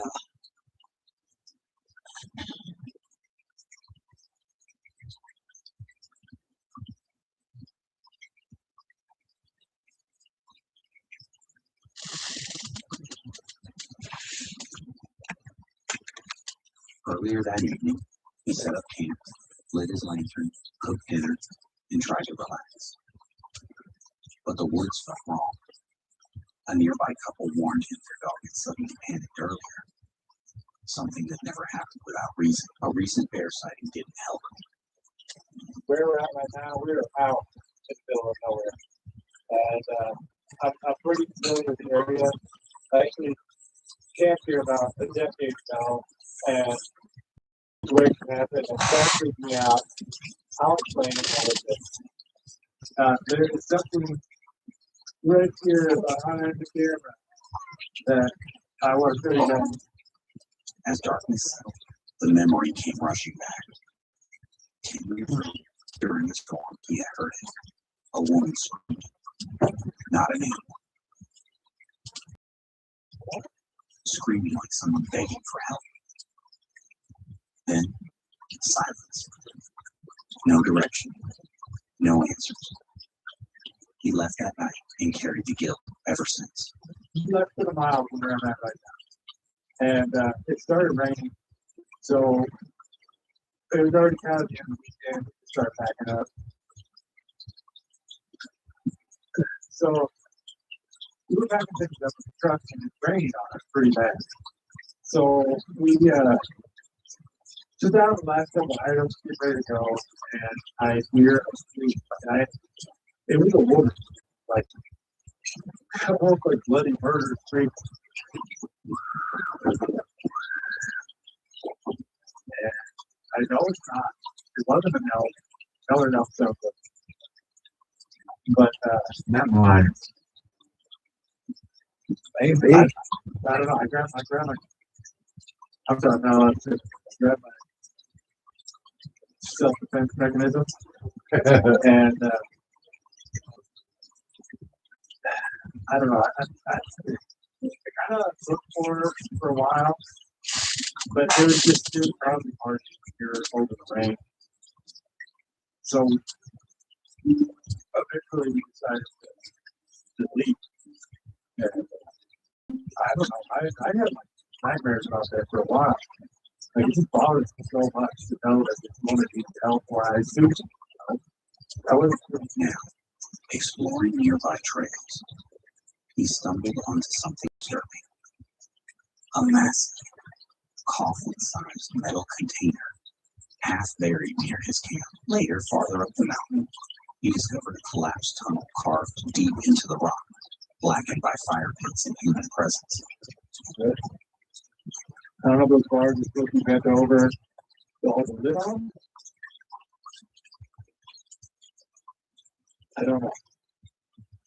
But in comparison to the fire, the thing's pretty big. It's probably the size of a coffin, which I sure hope that is not what that is. Could be a well. If anybody knows, please comment. Or even Could be a well. Capped off well. Yeah. Walk around and see.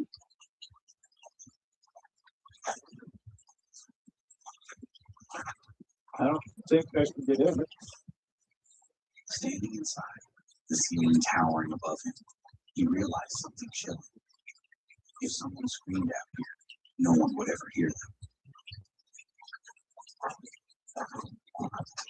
Is this now a different story? No.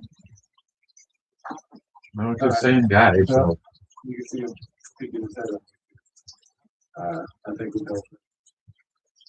Top comment said, Bigfoot dude. Lol. Be safe out there. No. Yeah. I hope you have another protection besides a bear spray. Yikes. Back in the UK after a long trip. Solo van life for Katie Rollins. Well, what was the point? What she expected to be a quiet night. I don't Severe know. weather warnings had rolled in, bringing heavy rain and violent winds. But she chose a low-key stealth parking spot near a canal, believing the storm would keep her.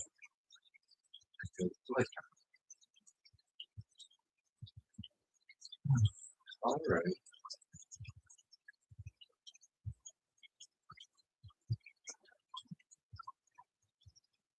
In June 2011, I grew deep in the foggy forest.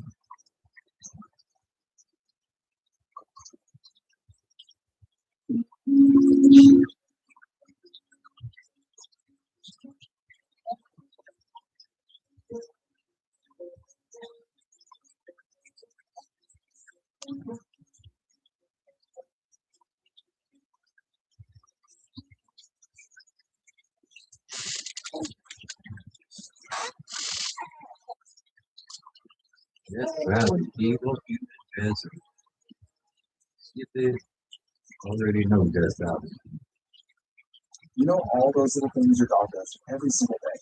The way they watch you, the little barks, how they press up against your leg. Well, have you ever really stopped to wonder what they're actually trying?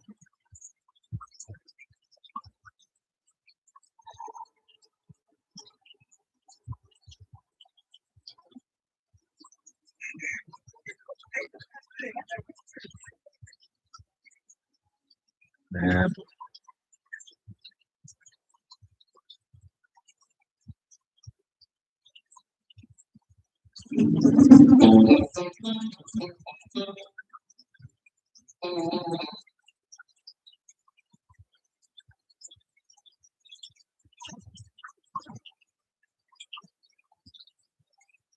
Ohio Ghost Town? Yeah, that's interesting. Shot? Sure. Oh, right.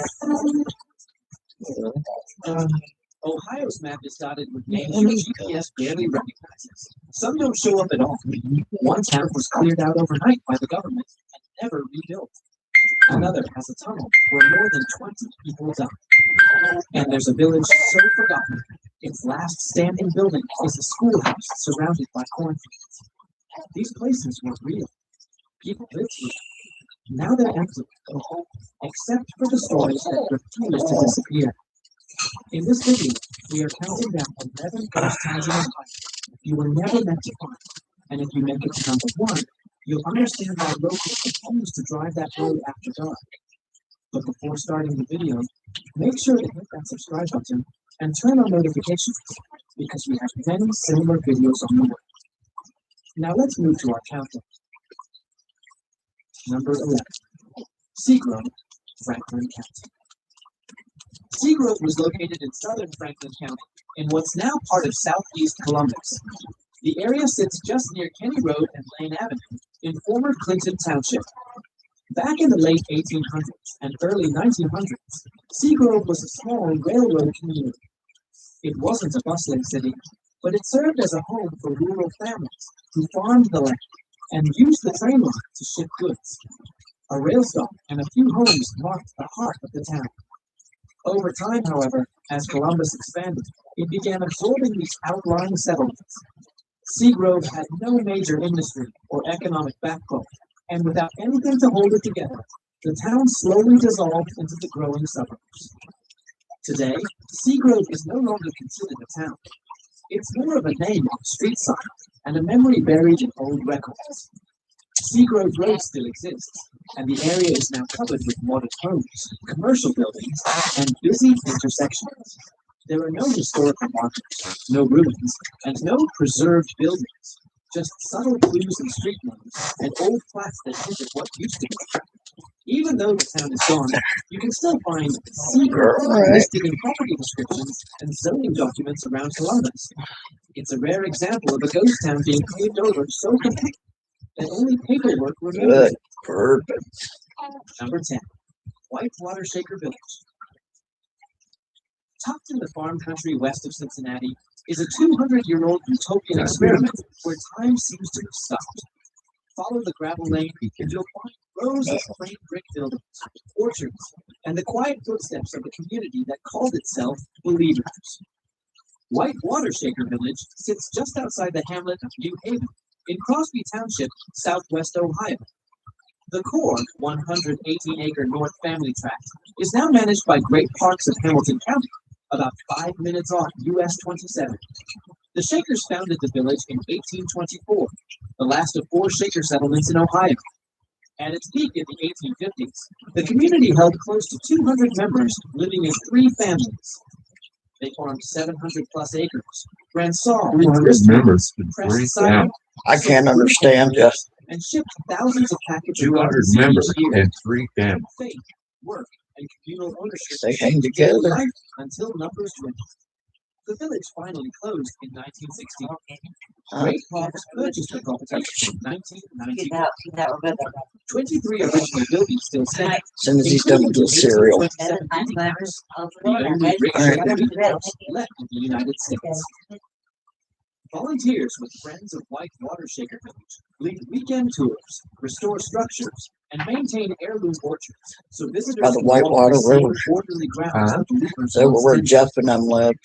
Each autumn, the site hosts evening lantern walks and history programs where guides share shaker songs, superstitions, and the occasional tale of unexplained footsteps in the empty corridors, giving the peaceful village just the right hint of mystery. Number 9, De La Palma, Brown County. De La Palma was located in Brown County, just west of Mount Ora. The area today falls along Bardwell West Road, surrounded by open fields and farmland. This small settlement got its start in the mid-1800s as a rural community built around farming. It was never a booming town, but it had what every small village needed back then: a schoolhouse, a general store, and a few tight-knit families.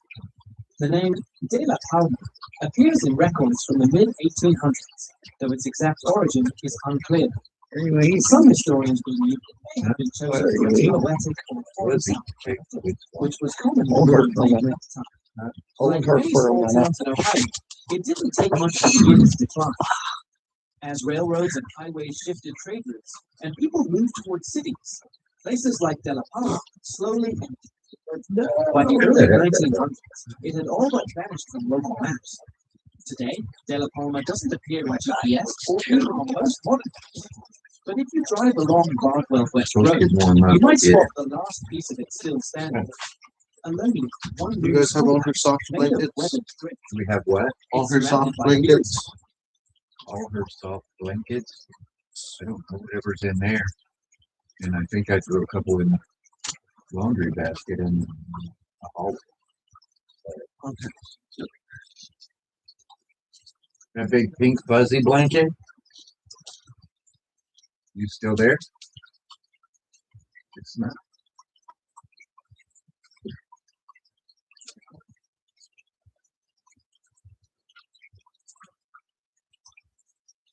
Buried between apartment buildings and modern roads lies a forgotten piece of Ohio's past, a ghost town that still holds a small cemetery in the middle of a neighborhood.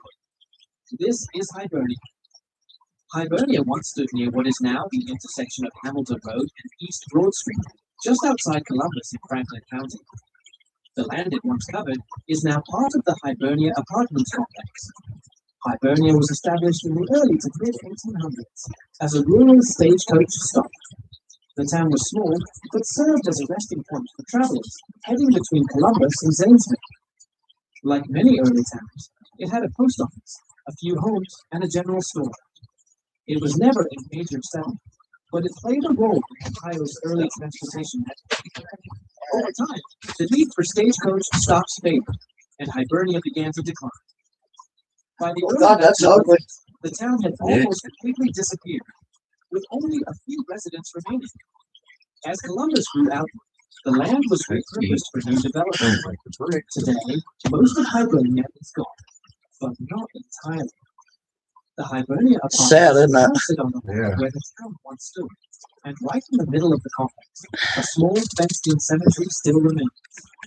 It contains the graves of early settlers, including veterans from the War of 1812. The gravestones are old and weathered, but That's they cool. serve as a reminder that people once lived, worked, and died in this now vanished village. Even though Hibernia is gone, its cemetery is protected and maintained. Residents of the apartment complex often walk past it, unaware that they are living on the land of a ghost town. It's one of the rare places in Ohio where a forgotten town lives quietly in the shadow of modern life. Number 7. Watts Mill, Beaver County. Hidden deep in the forest near a quiet creek lies what's left of a town powered by water and hard work. Watts Mill is located in South Beaver Township, Beaver County, Pennsylvania, just across the Ohio border from Columbiana County. It sits along Little Beaver Creek. Columbiana, is that what he said? That's what he said. Although it's technically in Pennsylvania, the site is closely tied to the history and environment of nearby Columbiana County, Ohio, making it a shared landmark of sorts between the two states. In the mid-1800s, Watts Mill grew around a water-powered grist mill, built along Little Beaver Creek. It served local farmers at large, using the strong current to turn massive wheels that ground grain and cut timber. A few homes and outbuildings surrounded the mill, forming a small working community. The town thrived for a short time, but like many mill towns, it depended entirely on the industry. As technology advanced and steam-powered machines became more efficient, the need for water-powered mills faded. Flooding and erosion in the area also made it hard to maintain the mill infrastructure. By the early 1900s, the mills had shut down, and the community was abandoned. Today, Watts Mill is a peaceful spot in the woods. If you hike along the trails near Little Beaver Creek, you can still see the remains of the old water wheel lying on its side in the creek bed. Stone foundations and bits of iron machinery are scattered nearby, slowly being taken back by nature. The forest is quiet, and unless you know what you're looking for, you might walk right past it. The original mill wheel at Watts Mill was one of the few sideline water wheels in the region, a rare engineering feature for the time. Today, it's considered a hidden gem for hikers and history lovers visiting Beaver Creek State Park. The park even has a small display sign for visitors who stumble upon the site during their walk. Number 6. Spruceville, Columbiana County. Spruceville is located within Beaver Creek State Park in Columbiana County. It's just south of East Liverpool, along the path of the old Sandy and Beaver Canal. Spruceville was a canal town, built in the 1830s to support the growing Sandy and Beaver Canal system. The town had a mill, a few homes, and a general store, serving as a key stop for boats traveling along the canal. It thrived for about 2 decades, with the canal bringing commerce and people through the area. But things didn't last long. The canal was poorly constructed and frequently flooded. By the 1850s, the canal was abandoned, and without it, the town had no reason to survive. Residents moved away, and Spruceville faded into the woods. Today, Spruceville is part of Beaver Creek State Park, and while no full buildings remain, you can still see the stone ruins of Lock 41, known to visitors as Gretchen's Lock. It's one of the most visited and talked about ghost sites in the state. Nearby, you can find the remnants of the mill foundation and hints of old paths once used by townsfolk and travelers. Spruceville is home to one of Ohio's most enduring ghost stories. According to legend, Machine learning is advancing, but businesses wonder if some machines can keep up. Let's welcome our new coworker, Jeff. Hot here. That's a great idea.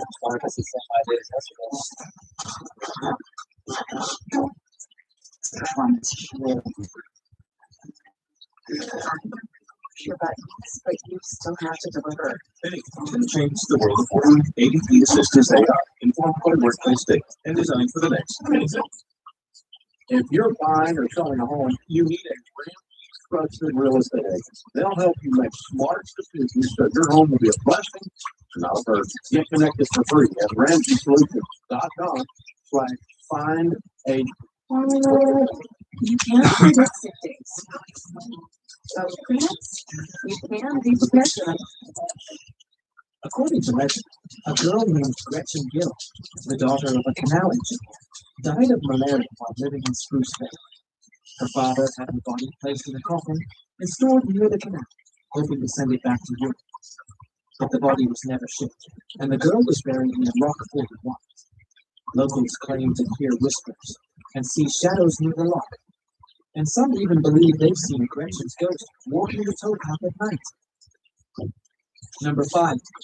Wonderland, Franklin County. What if a whole neighborhood was planned, roads were built, and people moved in, only for the entire project to vanish before it was finished? That's exactly what happened in a place called Wonderland. Wonderland sat on Big Walnut Creek, just outside Gahan, in Franklin County, Ridiculous, isn't near it? the junction of Interstate 270 and Hamilton Road. In the 1920s, Wonderland was created as a private lake resort community. Developers laid out the roads, built several homes, and even added a small amusement park to attract visitors. The goal was to turn it into a relaxing getaway near the water, where people from nearby cities could build vacation cottages or settle down away from the noise. At first, things went well. Families moved in, and the area developed a small, tight-knit community. But as time passed, the project stalled. Legal issues, ownership disputes, and trouble with water rights began to pile up. In the early 1970s, Port Columbus International Airport announced an extension of its north runway. To keep the flight path clear, the airport authority bought out the remaining Wonderland residents and cleared most of the houses. Today, Wonderland is mostly forgotten. The streets are still there, paved and named, but many of them lead to empty lots, crumbling foundations, or land overtaken by trees. A few original homes still stand, but they've been swamped or repurposed. The only active building left from the original town is a church with everything else feels quiet. Despite being nearly empty, Wonderland still appears in property records as a residential community. It even has a ghostly presence on Google Maps, where you can see the street names of a town that never truly came to life. It's one of the rare cases in Ohio where a partially built neighborhood became a modern ghost town, not because it failed to start, but because it couldn't finish. Number 4. Vinton Furnace, Vinton County. Deep in the forests of southern Ohio, there's a place where massive stone ovens once lit up the night sky with fire and smoke. Now, it's almost completely silent, except for the crunch of leaves on your feet. This is what's left of Vinton Furnace. Vinton Furnace is located in Vinton County, within the Vinton Furnace State Experimental Forest. The site lies southeast of Chicago, tucked deep in a remote stretch of woodland. State Experimental Forest was one of the only iron-producing towns Yeah, I know. in the Hanging Rock Iron region during the mid-19th centuries. Established around 1854, it was built to support a large blast furnace that turned raw iron ores into pig iron, which was then shipped out for use in railroads, bridges, and buildings across the country. At its peak, the furnace was surrounded by a full industrial village, including worker cabins, a blacksmith shop, a company store, and even its own post office. Immigrants and local workers came to earn a living through the iron industry. But by the 1880s, the iron business in southern Ohio had started to slow down. Other parts of the country had better resources, and newer technology made many of these furnaces obsolete. Vinton Furnace shut down and was eventually abandoned. Today, the site of Vinton Furnace is hidden deep in protected forest land. What's left are the massive stone remnants of the original furnace stack, moss-covered coke ovens, and scattered stone walls that once supported the village. Nature has reclaimed much of the area, and it now serves as part of a state research forest. Visitors can hike into the site, but it's not easily accessible, and most people have no idea it's there. The coke ovens at Vinton Furnace are some of the last of their kind in Ohio. These ovens were used to convert wood into coke. Kind of wild, isn't it? Yeah. The design of the ovens is unique, and historians consider them an important piece of industrial archaeology. It's one of the most remote and untouched ghost towns in the state, a place where the past is quietly rusting in the woods. Number 3, Utopia, Claremont County. Utopia is located along the northern bank of the Ohio River in Claremont County, about 30 miles southeast of Cincinnati. It sits just off US Route 52, near the village of Higginsport. Utopia was founded in 1844 by followers of Charles Fourier, a French philosopher who promoted communal living and shared labor. The original settlers believed they could build a perfect society, free from greed and inequality. They laid out the town in a grid, shared everything they owned, and followed strict rules to maintain harmony. But the dream fell apart quickly. Disagreements among members and financial problems led many to leave within the first years. Then, in 1847, a new group of spiritualists, led by John O. Watkins, moved in and took over the settlement. They believed in holding seances and communicating with the dead. To protect themselves from the Ohio River's frequent flooding, they built a large communal hall right next to the river, raised on stone. In December of that same year, just days after moving in, a massive flood struck the area.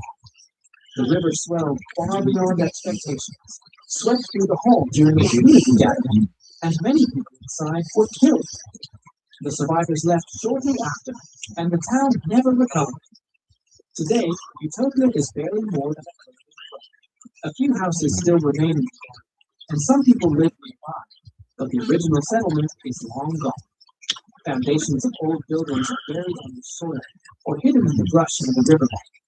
There are no big signs or markers, just whispers of what once was. Some say the land still carries an eerie energy. Over the years, people have reported strange sensations while walking near the river. A few have even claimed to see lights or hear voices at night. Whether you believe in spirits or not, the story of Utopia is a haunting reminder that even the most idealistic visions can end in heartbreak. Number 2. Moonville, Vinton County.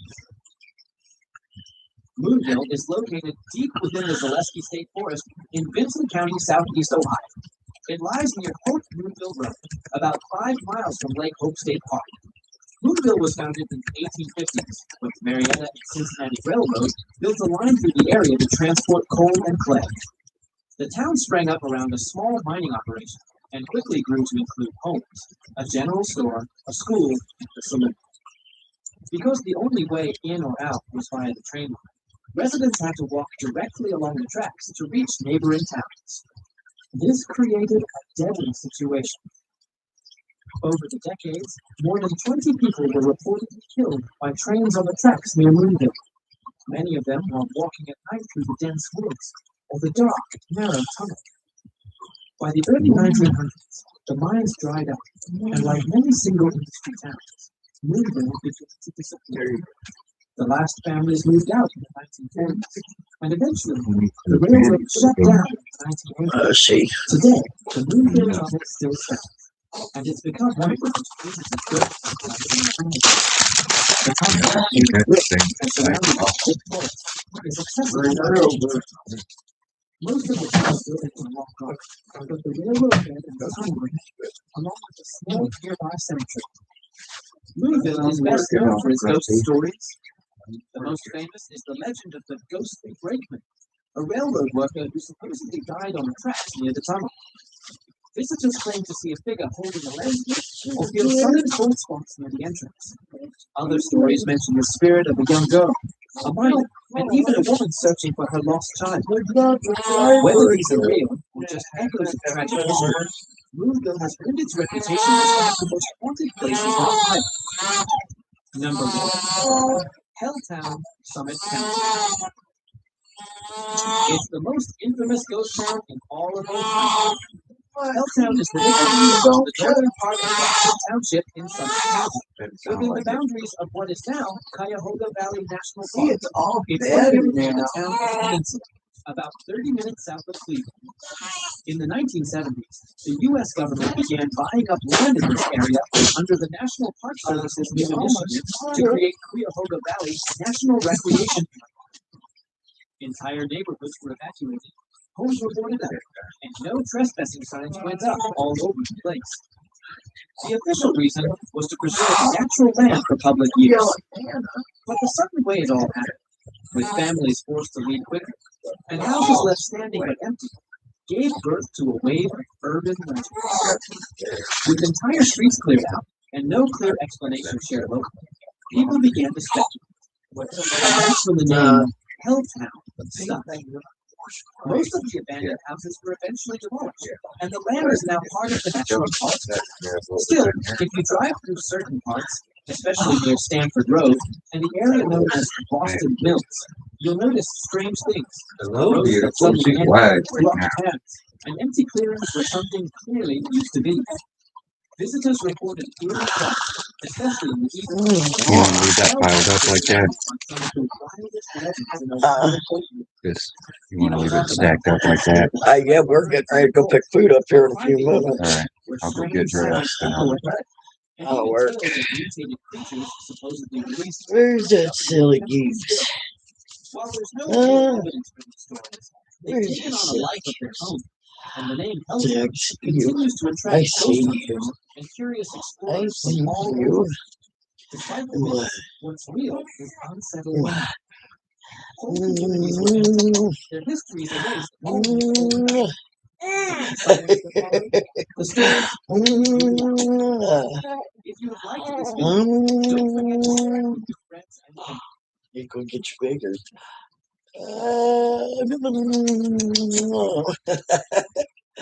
I'll get you again.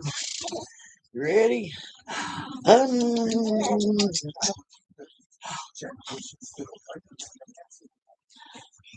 Get her. Give me fingers. You give me the fingers. Give me the fingers. I'm gonna get it.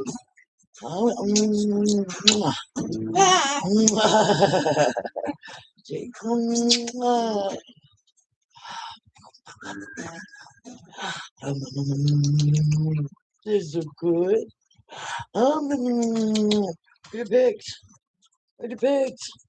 Look here, the big pigs. What, you want to see your pigs? Then we won't play with the pigs. What?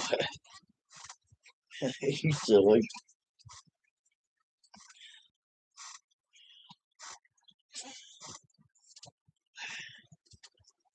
Yeah, Debbie, I love you. I love you.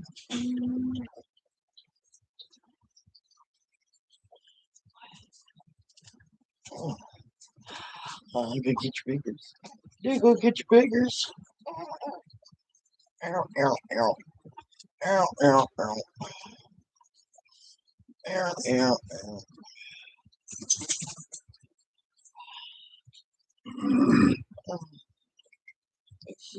I'll be back in a minute. So tired. There you go. Be back. Let's see what I started with. You make sure that's on simmer or low, something just below hot.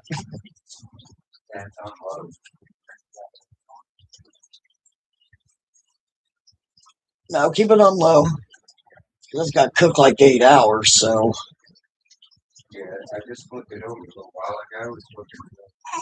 Yeah, I think that's, you just leave it on one side. Ow, ow, ow. There's an abuse, man. Yeah. I'll be back. All right. My sugar bear. I love my sugar bear. Oh, sugar.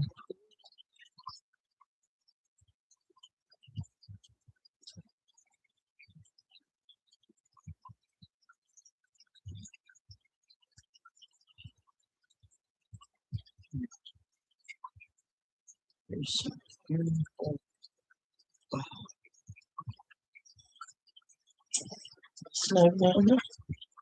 Snug, snug, snug. Snuggles. Oh, that's good.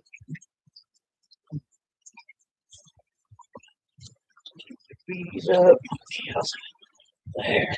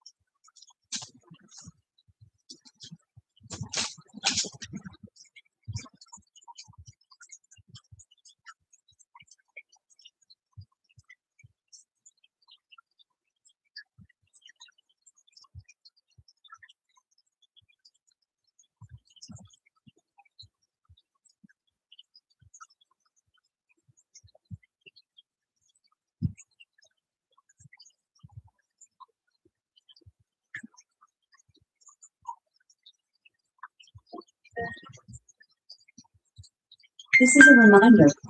Food pickup. Echo. Cancel reminder.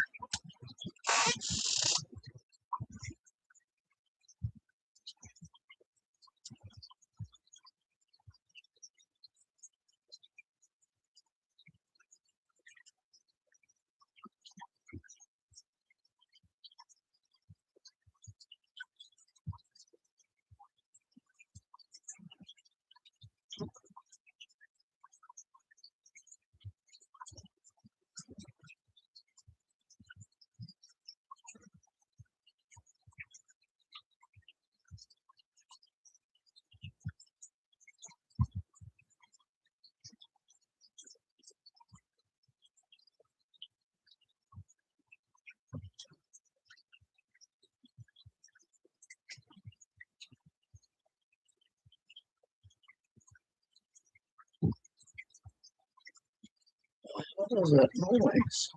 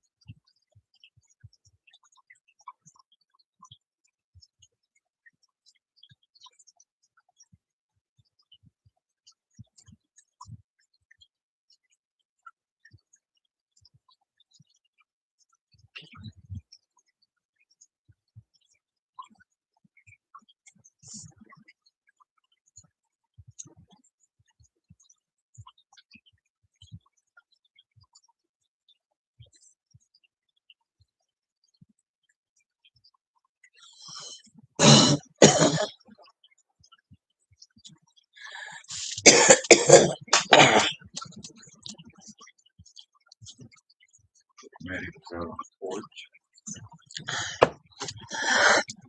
Okay. So anyway, Adam had already thrown that blanket into the dryer. He forgot to push the button to turn it on. Good. So where is it? It's in a dryer. So I talked to Maddie. I said, "Man wants that thing air dried," and she said, "Why?" And I said, "Because we didn't read the instructions." She said, "I just air dry mine all the time. And it's fine." So why is it still in the dryer? It's air dry. Okay. Am I coming to get her? Yeah, she said she'd be in the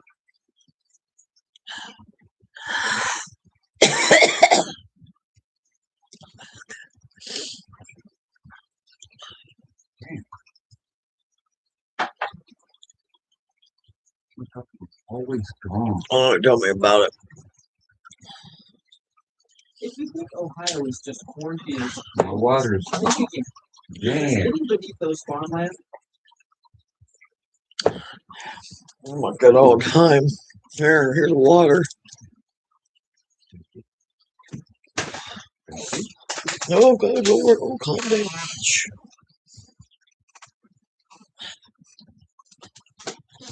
Oh. Oh.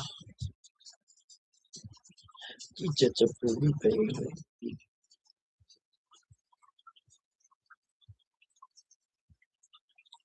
Creepy towns in Appalachia. All right.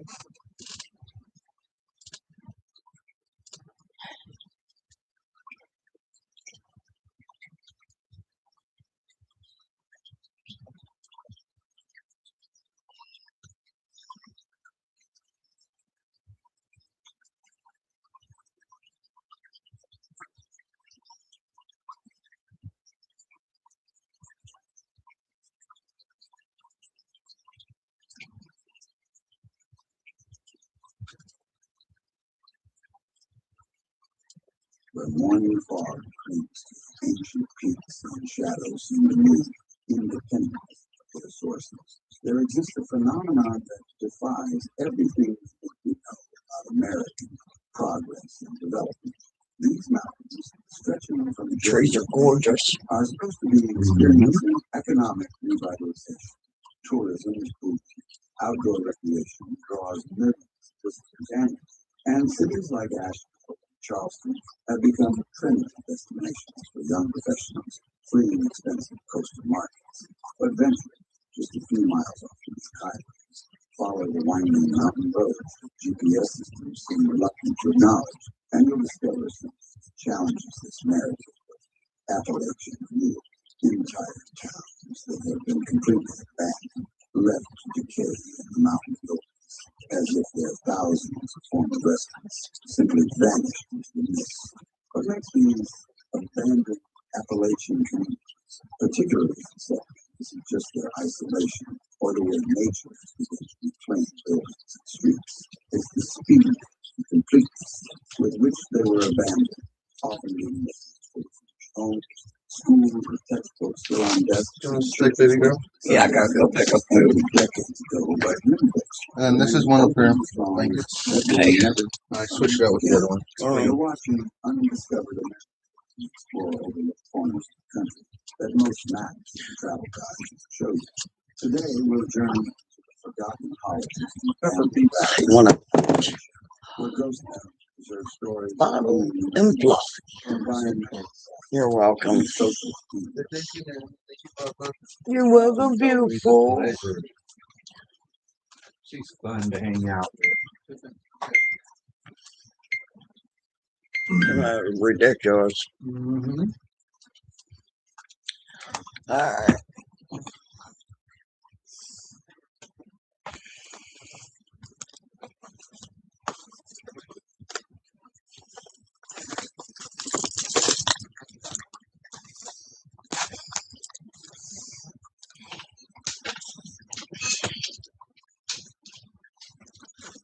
Don't you dare go in there.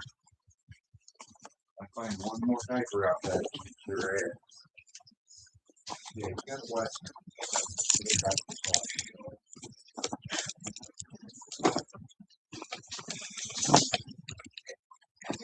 Remember that last night you asked me about that?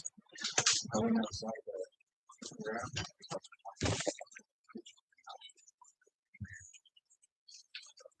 No. But we got one.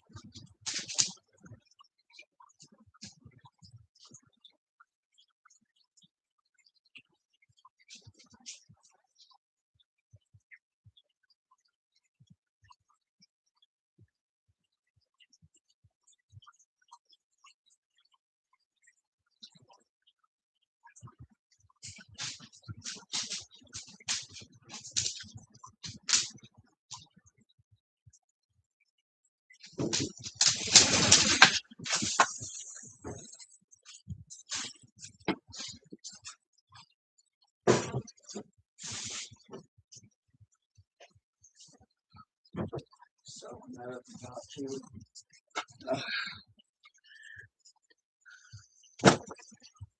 Thank you, Adam.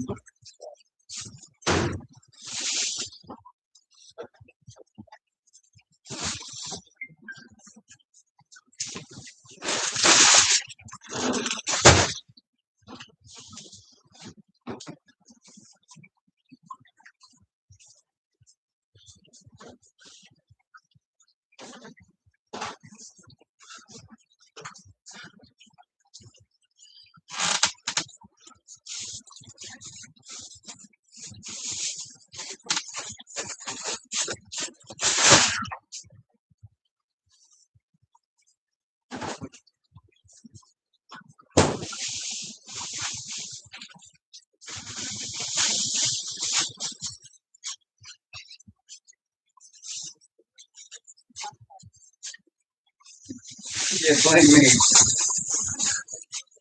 No, that's good. Thank you, Adam. Well, pull out a chicken. Breast or chicken. All right, I can do that. Fried chicken. Oh, yeah.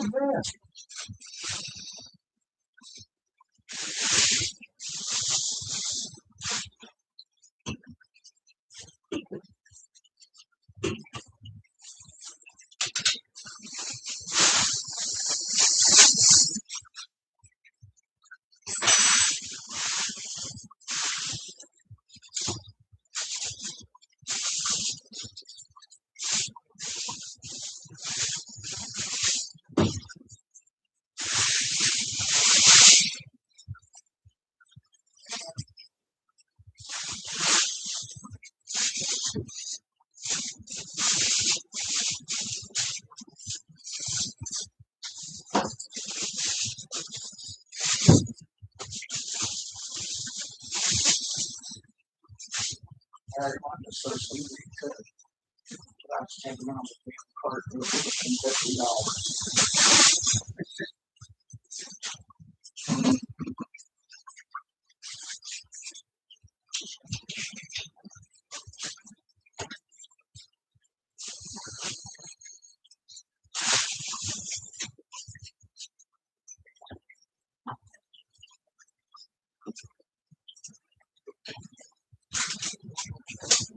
I read up on you.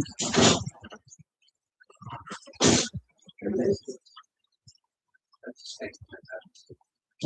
Oh.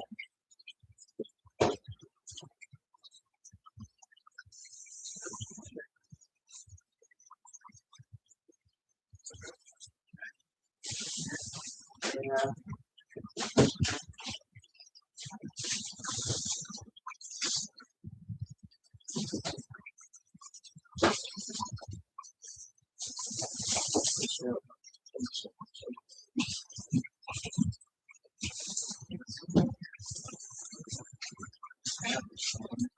So see what else you got.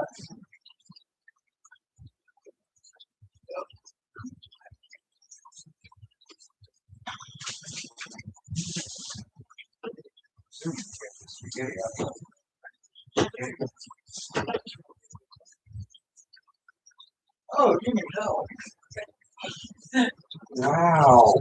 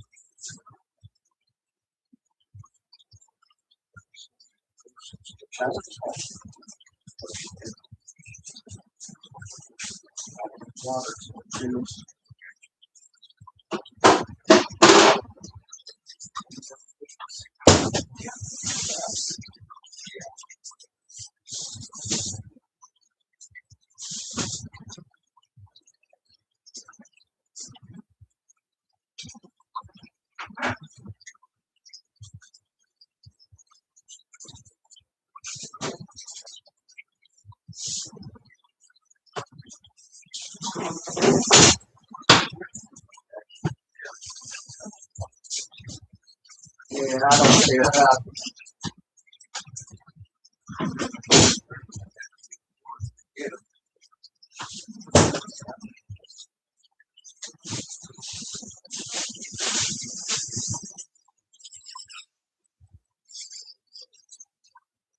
I got a whole bag full of them. Yeah. Things are always one. They are.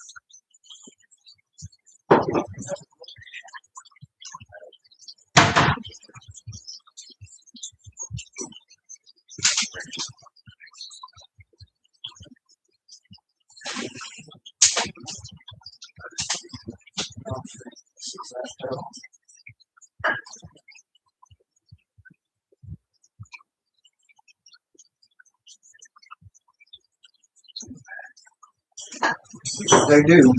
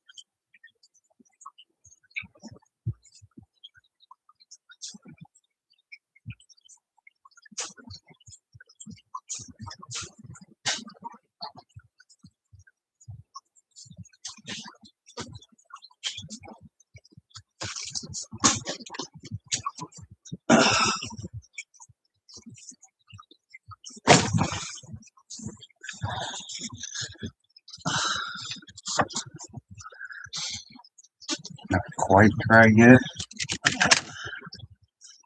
Soft, isn't it? Scotch.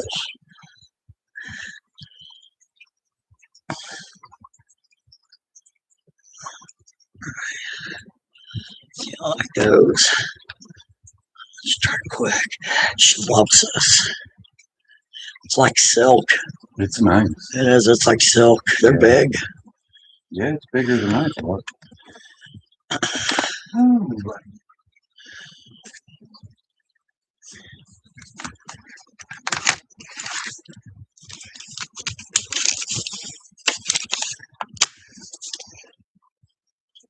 Just doesn't matter if it's or what a great day. Wonderful day. Some companies think they must always be outside. We are what represents that shape this region's complex history. Number 19, Thurman, West Virginia.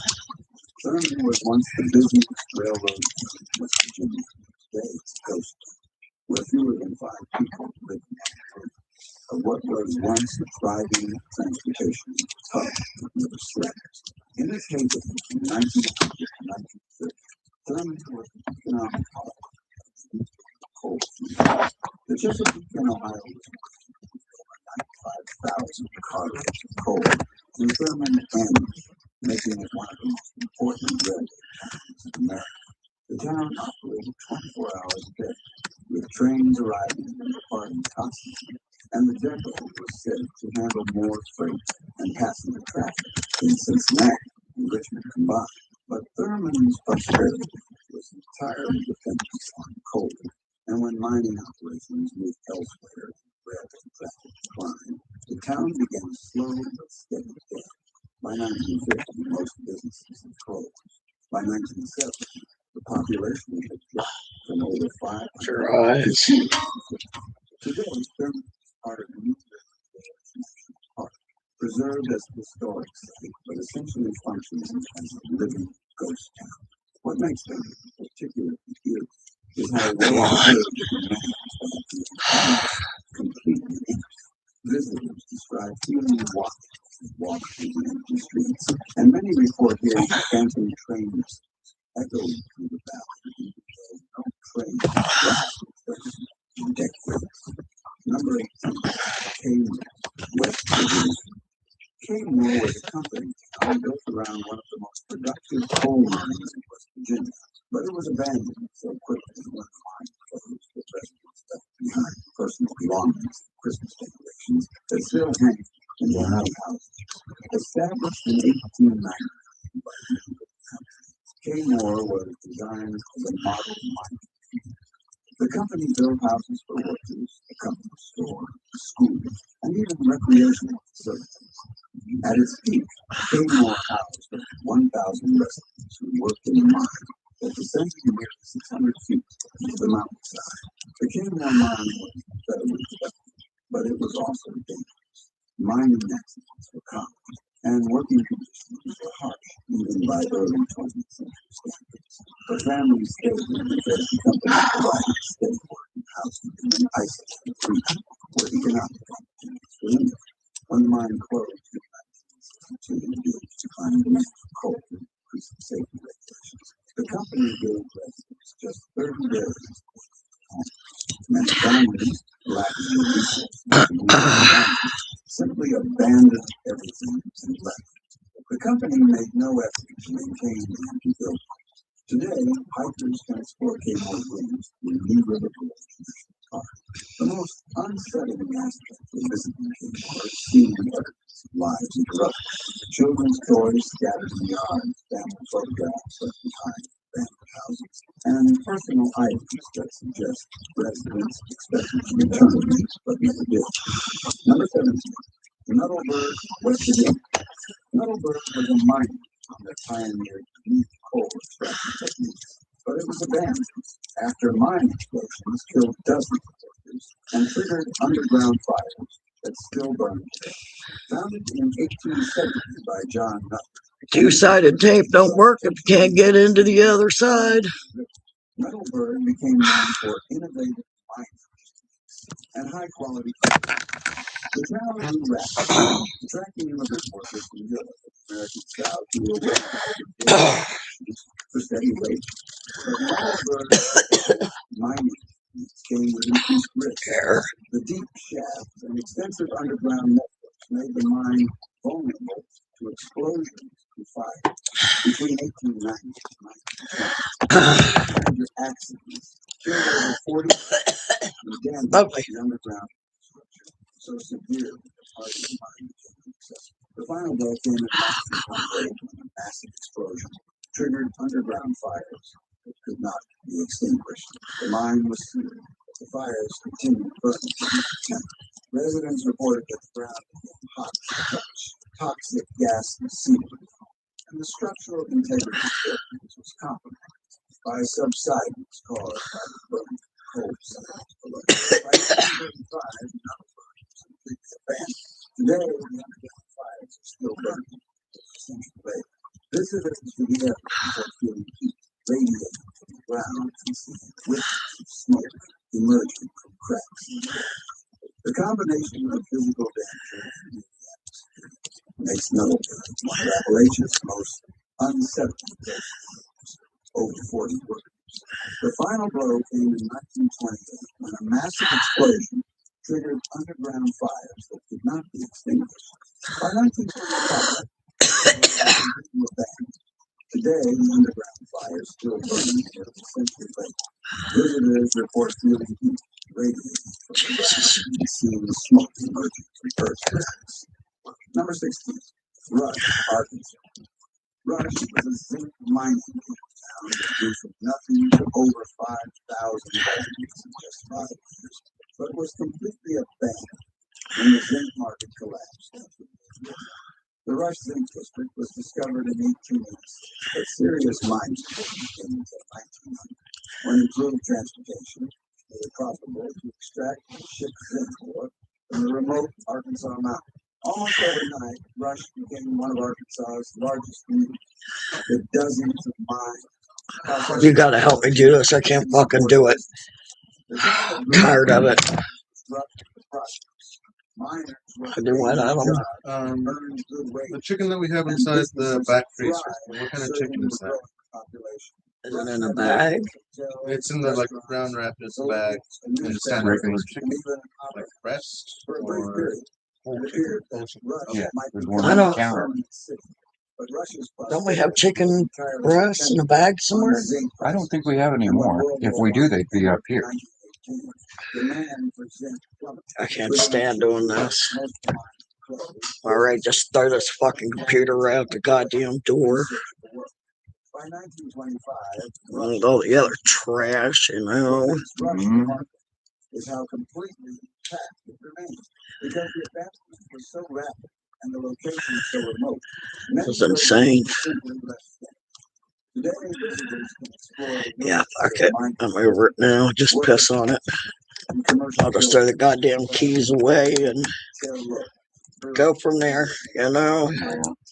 What a waste of money. Elkmont, Tennessee. Elkmont was an exclusive mountain where wealthy southern Oh, ridiculous, isn't it? Yeah.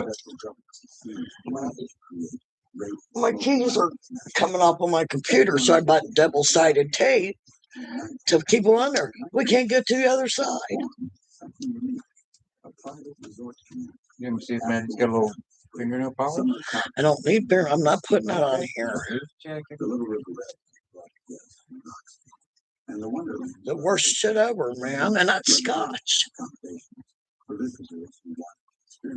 See if we got any glue up that cabinet.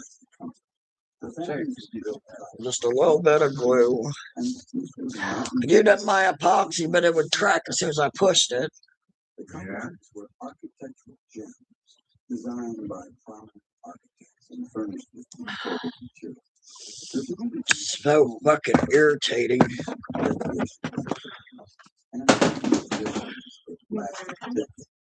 But Elkmont's existence is a private ended when the federal government decided to create Great Smoky Mountains National Park in the 1930s. If not, it ain't no biggie. acquire all private property, including the Elkhorn Cutoff. Some families were allowed to maintain lifetimes, but most were forced to abandon their mountain. No, they're right here. Today, some of the Elkhorn cottages have been restored historically, but many remain very scant of decay. Walking through the abandoned settlement lost world mountain view that was interrupted by changing time and government priorities. Number 14. West Virginia.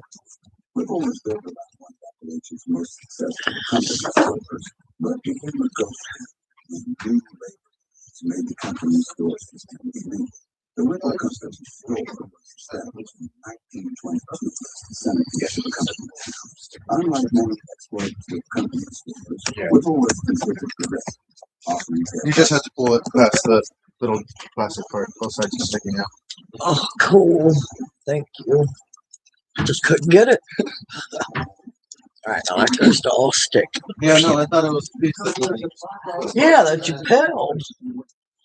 Yeah, I couldn't even read what was on there. All right, yes.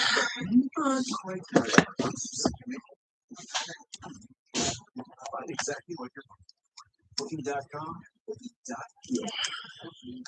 Taco Bell's looks for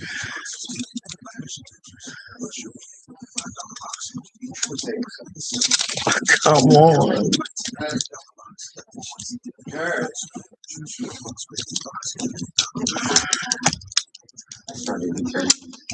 Now you got it.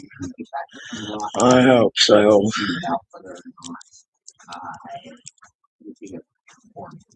Just I stand the answer on Hot here, ain't it? Yeah. and if it back to you, it's just changed so much that you feel better. That smell. Told you need to order deodorant. Shit. Restricted company store operations, requiring cancellations and free shopping trips.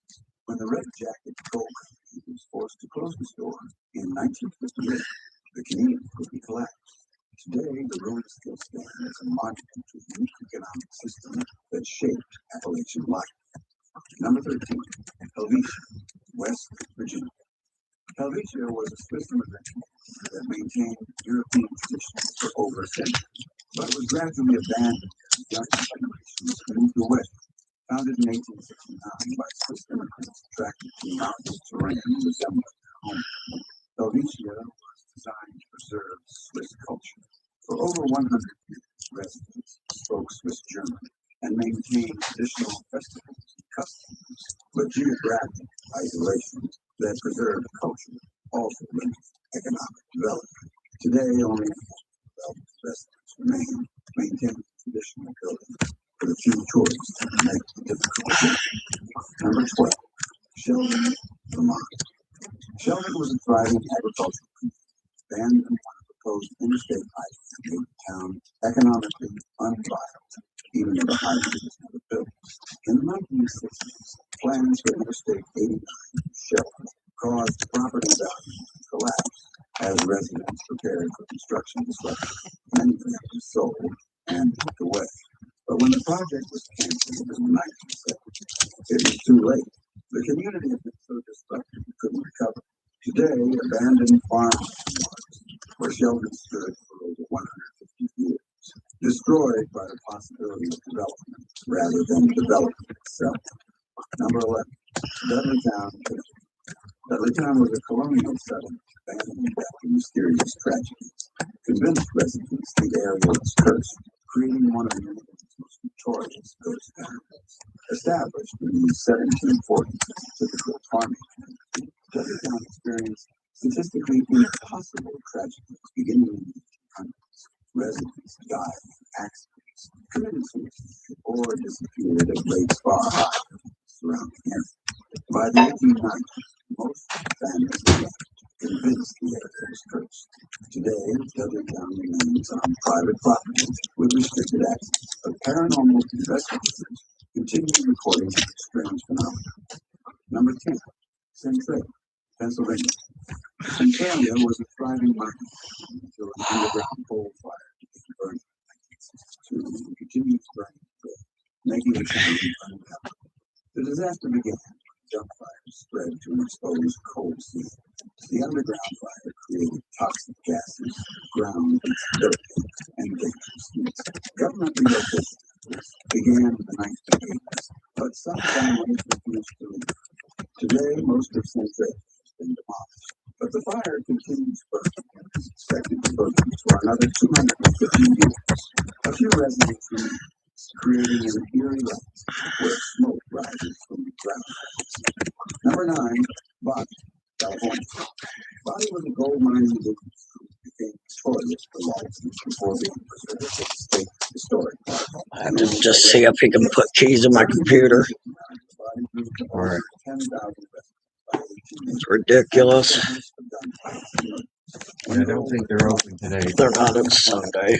By 1940, Body was abandoned but preserved by dry fire. Today, Body is a rescue decay. Preserving buildings is found but not restored. The preserved buildings create an atmosphere frozen in. Number 8, Gilbert, Colorado. Gilbert was a company in mining town completely evacuated in 1964 due to toxic contamination, but remained standing intact, creating a modern ghost town. Established in 1886 for the Eagle, Gilbert housed over 300 residents for nearly a century. When the EPA declared the site unsafe in 1984, all residents were evacuated and the town sealed off. Today, Gilbert remains standing but empty, preserved by dry Colorado climate. Buildings and personal belongings exactly where they were, serving as a time capsule of 1980s life. Number 7. Oh, that's pretty. Alabama. Yeah, it is. Cahaba was Alabama's first state capital. Abandoned after repeated flooding made the location uninhabitable. Established in 1820 as Alabama's capital, Cahaba was strategically located at River Township, but severe floods in 1825, 1833, and 1843 repeatedly damaged the city. When the capital moved to Montgomery in 1846, Yeah, I'm doing my primary function. Wix page. Yeah. All my stuff. Where I do my put my shit up. Right. I'm just gonna make it a craft shop. I don't know what I'm in. That's fine right there. So that works.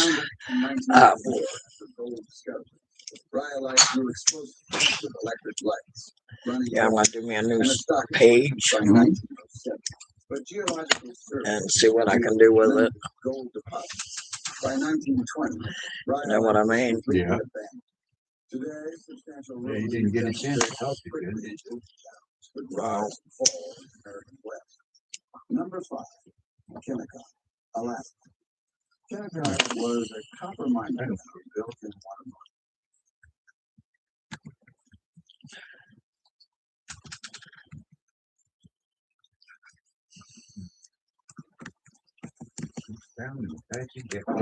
Today, we're at the historic Route 66 ghost town of Two Guns, Arizona. Oh, I just passed that the other day. And the Apache Death Cave. Where legend has it, Navajo warrior killed 42 members of an Apache raiding party in 1878. So we're going to explore the ruins of the town and hopefully the Apache Death Cave as well.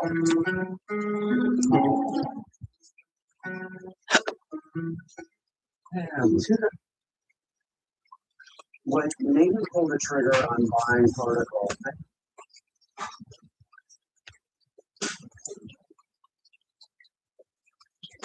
Tracy's downright crazy history. Nowadays, he goes to just a single exit off Interstate 40 east of Flagstaff. The first thing you'll notice is the pulling off. They're right in there, Adam. And yeah. The gas station. There's actually so much junk out here, so you have to explore too much. Plus, there are some that's what I said. Look, I got light over mine trying to find it. Is it helping? No. Behind the gas station is the remains of old camp bread. Here we That's are at the neat. campground pool, which is supposedly a very popular spot for skateboarders. It's definitely a popular spot for graffiti artists. And skateboarders, I'm sure. That's what he said first. Oh, did he? Yeah.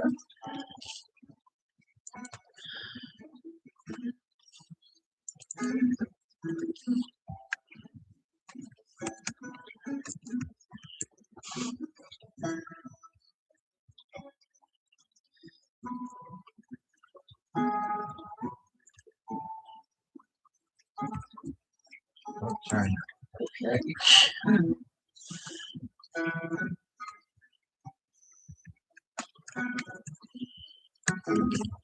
The pool building is pretty much the only building still standing here at the campground. As you can see, most of the others haven't really fared all that well. This building is pretty much just the roof now. This campground was opened from the 1960s up until the 1980s. And looking around, you can still find the places for RV hookups everywhere.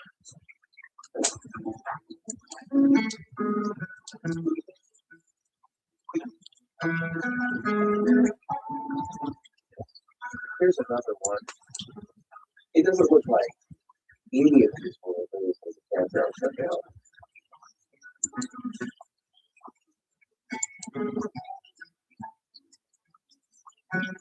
From the campground, you can just kind of see Arizona's meteor crater, where a meteor struck the Earth about 50,000 years ago. It's a pretty cool place to visit on its own, and they have a great museum there. Every time we go, I comment on how lucky they are that the meteor just missed the gift shop when it struck. Yeah, that's funny. Let's head down this abandoned portion of Route 66 and get to some of the older ruins together and talk about the history of this wild place. We should also be able to get to the historic Canyon Diablo Bridge and hopefully find the impetus of happy destiny.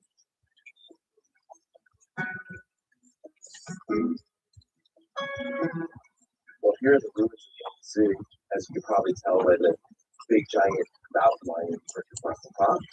Let's explore these ruins and we'll kind of talk about the history of Two Guns while we do it. Two Guns was first settled in the early 1900s by a man named Ed Randolph, who built a store here. With the National Old Trails Highway going through here starting in 1907, this was the perfect place for a rest stop. So in 1922, Earl and Lee had to purchase 320 acres of land from Randolph at this location for about $1,000 and built a store, restaurant, and gas station. Here's where things start to get a little crazy. A guy named Harry E. Miller shows up in the area and leases property from the Pindups in 1925. Miller starts claiming he's an Apache Indian and calling himself Chief Crazy Thunder and begins constructing this zoo. Here at the zoo, he had animals such as mountain lions, Gila monsters, coral snakes, bobcats, birds, and even a lynx. And I just want to stop for a minute and look at these cages. I mean, I can't imagine animals such as mountain lions being closed in such a small area. I mean, this seems really cool to the animals. Keeping animals in enclosures like these is something that people were able to get away with in the 1920s, but it's thankfully something that, really would apply today. But getting back to Chief Crazy Thunder Miller himself, he also opened a restaurant and Indian gift shop here and started giving tours of the Apache Death Cave, but we'll go back to that a little bit later.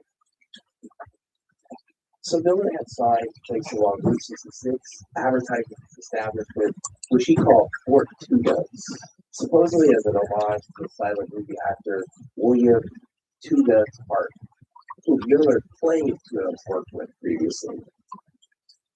If we look back this way, we can see how close the zoo was to Canyon Diablo.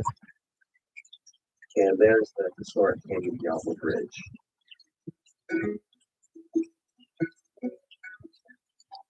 In 1926, the National Old Trails Highway here formally became US Route 66.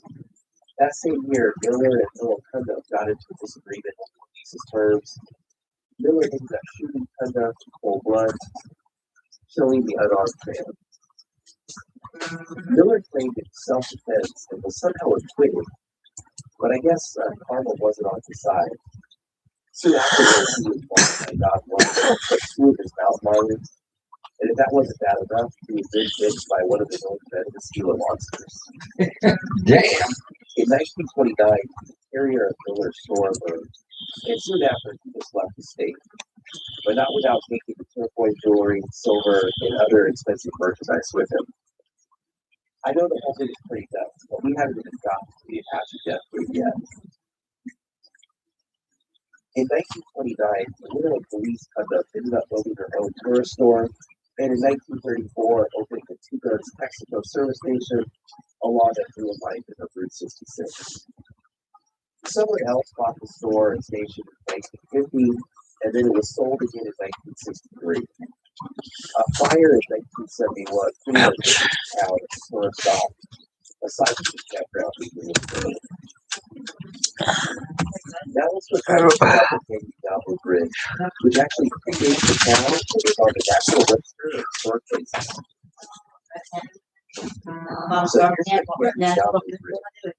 The bridge was built in 1966 from 1926 to 1930. It also looks like there is a pitch in between us and the bridge, so let's see if we can find our way around and get on the bridge. As settlers started coming through this area in the 1800s, this location was recognized as a good place to cross and Canyon Diablo. So wagon trails and later the first cars would follow paths that zigzag along the canyon and then cross the eastern side of the bed.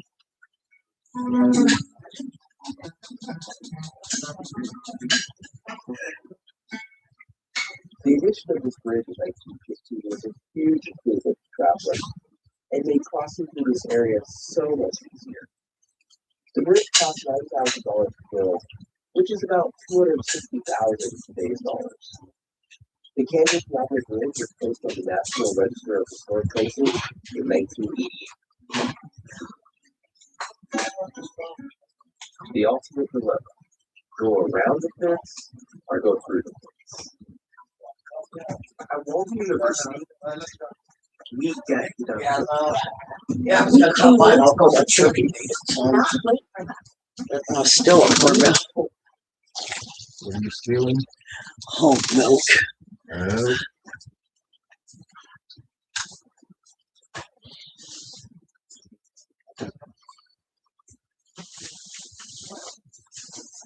Well, you should know by now when you come in there with a glass to get out of the way.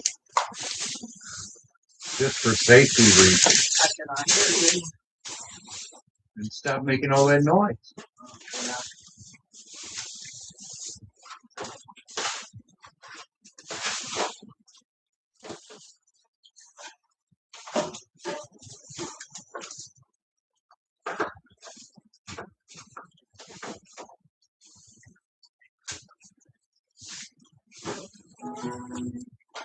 Well, here's the bridge. Now you're probably wondering if I took a long way and went around the fence or if I went through the fence. Well, I'll give you a hint. It is hot today. It's easily 100 degrees. So you can pretty much guess how I did it. Let's take a look over the side. This is pretty high up.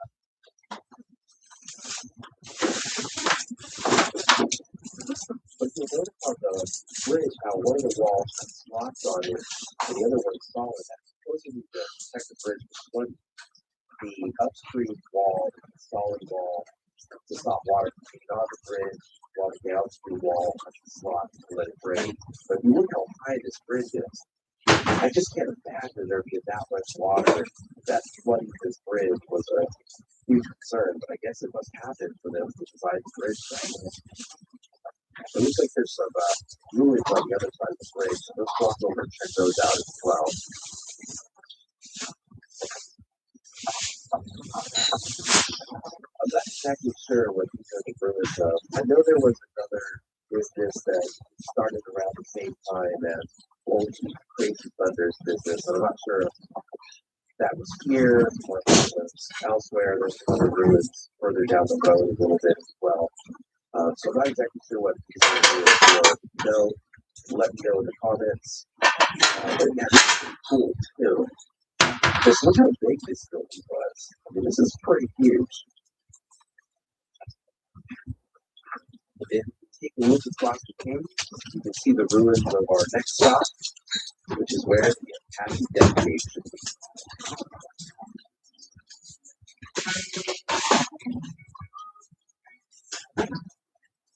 Alright, we've made it over here. Apache Death Cave should be just right down here in this hole. And yeah, it looks like there's a pathway to it. Alright, let's head down because this doesn't look unsafe at all. These rocks look like the better bet than the wood.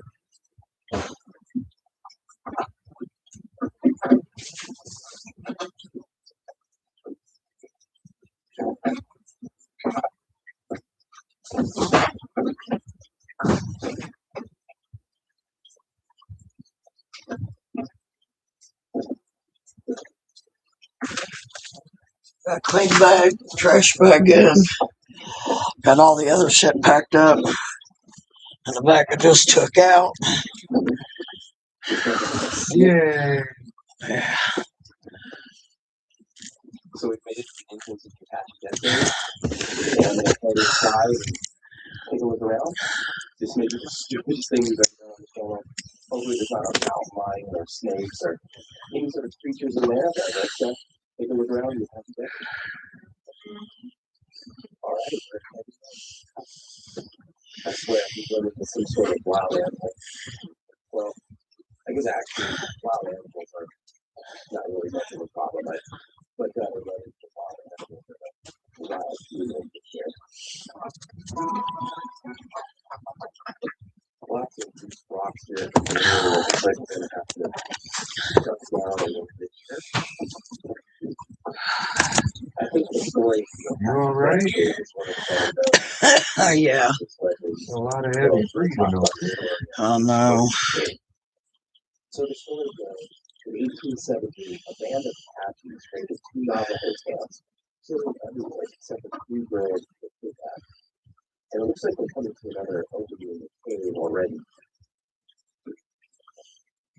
These rocks here in this wall, that's part of a fake cliff dwelling that was placed here in the 1920s by Henry Miller as part of his tour of the Apache caves.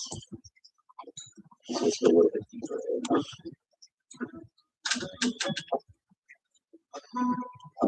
So here's a side tunnel.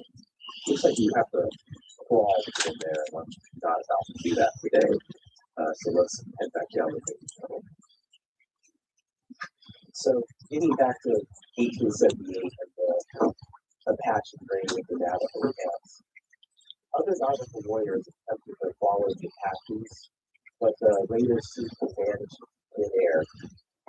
While scouting along the edge of Cape Java, they heard voices from beneath them, and more air coming up to the fissure in the ground. They quickly realized they were above a cave, which the Apaches, their horses, and possibly the 3 Navajo girls were hidden.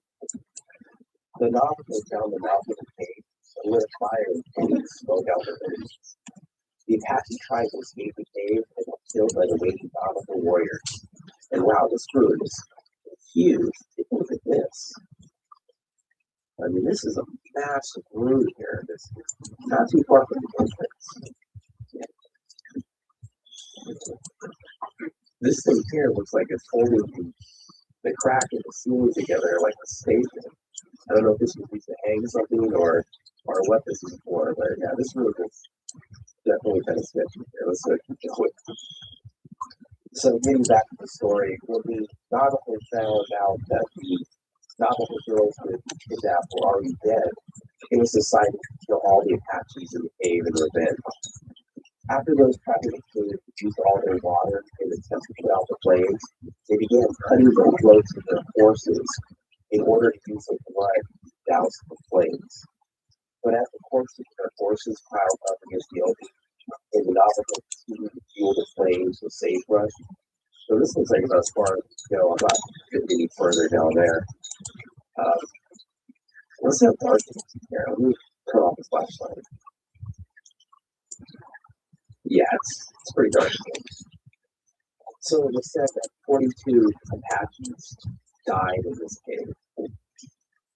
It was later said that the old chief crazy brother himself, after turning the cave into a tourist attraction, would fly Apache bones and sell them as souvenirs. It's a really fantastic story. It makes climbing through this cave pretty eerie. The only problem is the story is almost certainly a complete work of fiction.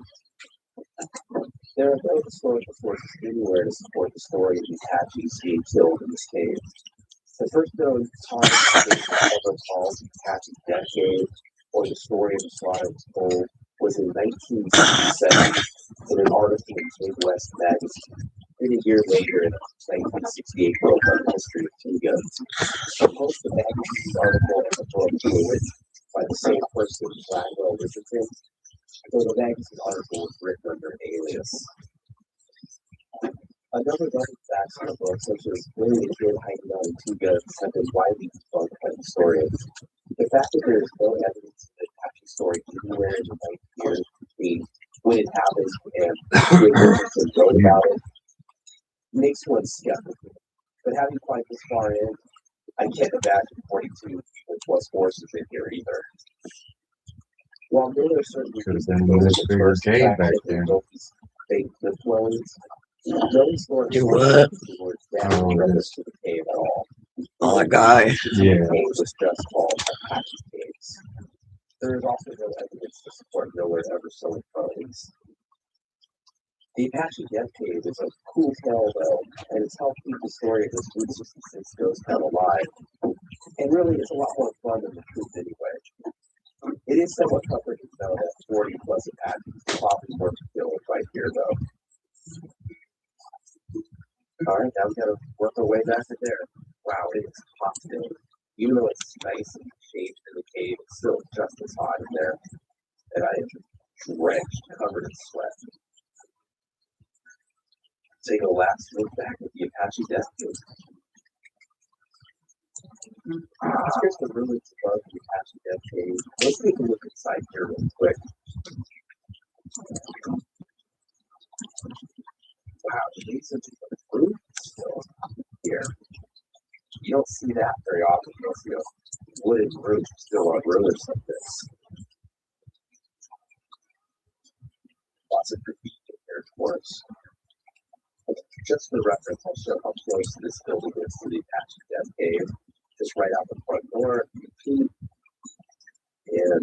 here we are. It's the Apache Death Cave.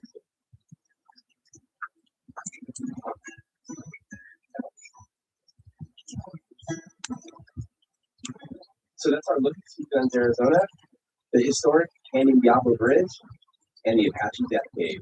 Thank you so much for watching. If you enjoyed the video, please give it a thumbs up. Consider subscribing, and we'll see you next week.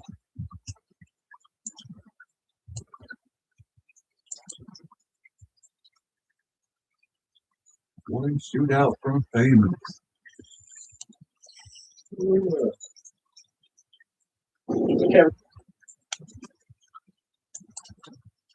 Today, we're bringing 12 of Nevada's most haunting legends back to life. Take note.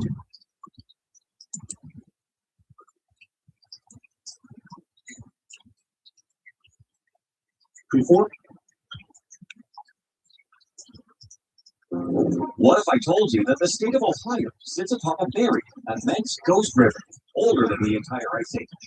That it hides one of the world's most pristine fossil treasure beds just south of a major metropolitan area? And that it features an island chain where ancient glaciers carved massive grooves big enough for you to stand inside, all while a major continental divide runs straight through the city of Akron. This is 50 Ohio geography facts you never knew, and a bunch you'll never forget. 50. Lake Erie, shallow giant, big consequences.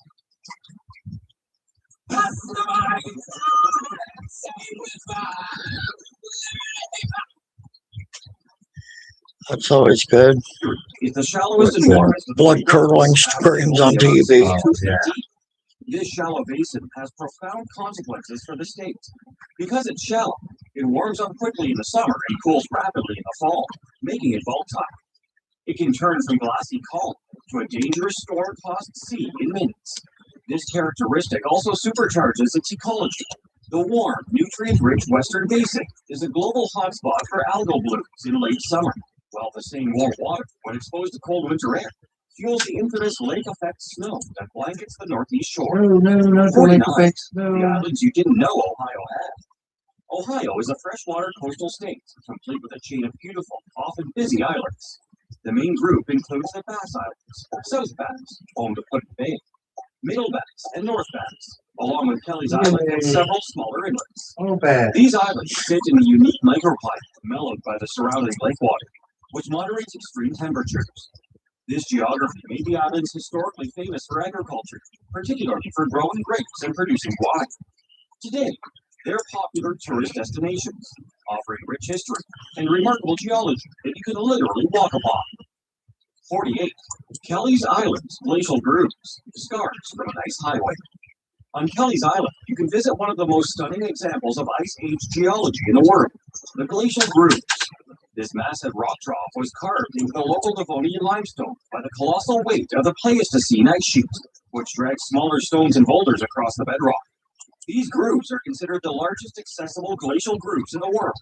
When you stand inside these deep, polished scars, you are literally standing within a page of Earth's dramatic glacial history, seeing a textbook example of how the advancing ice age physically reshaped the entire northern half of Ohio.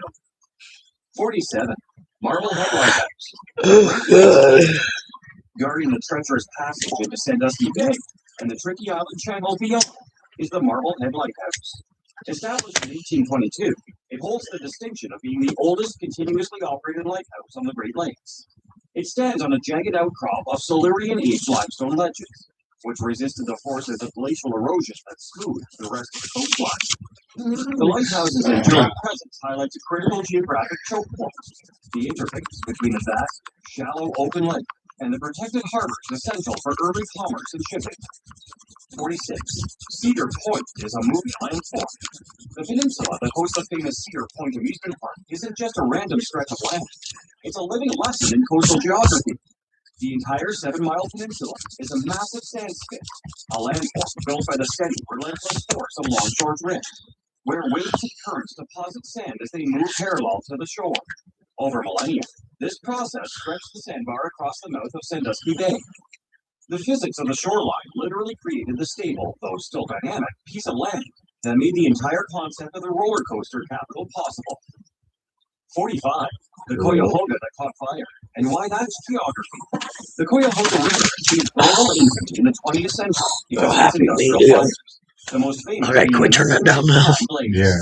This pollution was partly a result of the river's unique geography. Its lower section, which winds through Cleveland, is glacially carved and naturally sloped, featuring tight, meandering urban beds where industrial waste and pollution would become concentrated and trapped. The subsequent cleanups and the creation of the Cuyahoga Valley National Park are a rebound story, turning a geographically vulnerable area into a protected natural treasure.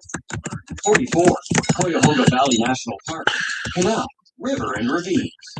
America's Cuyahoga Valley National Park is a unique fusion of human and natural history. The park's geography is dominated by the Cuyahoga River and the adjacent historic Ohio and Erie Canal.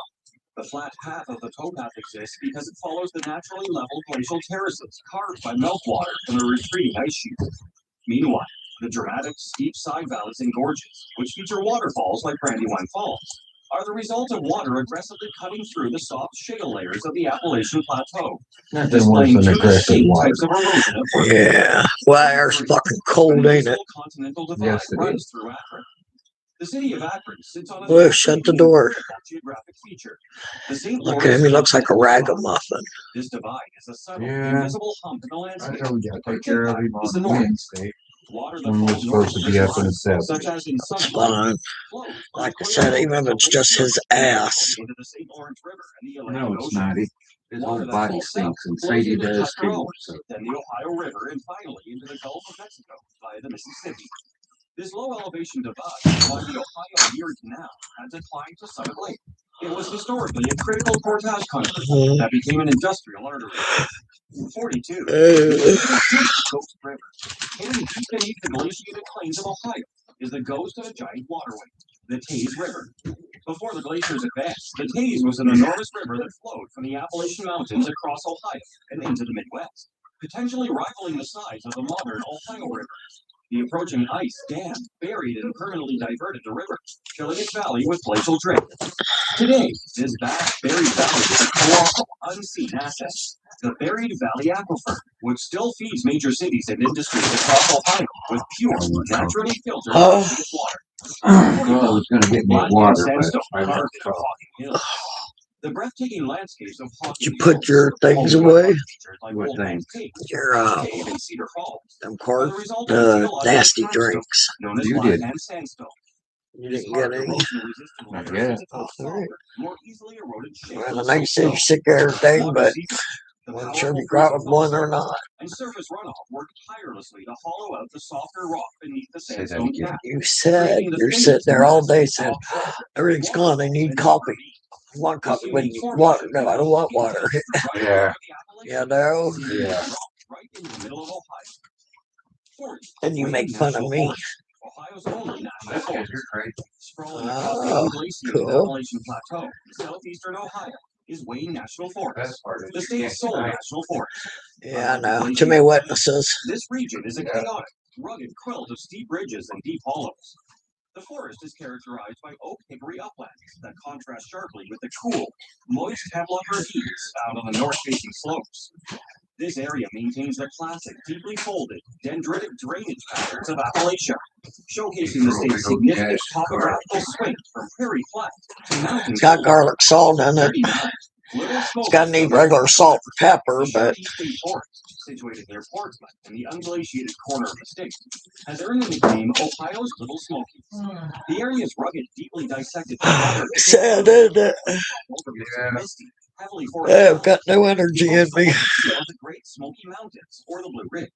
The steep slopes and thin, acidic soils here discouraged widespread farming, allowing the landscape to remain heavily wooded and protected, serving as proof that the state swings dramatically from the smooth, fertile hill plains to the deep, dramatic folds of the Appalachians in just a few counties.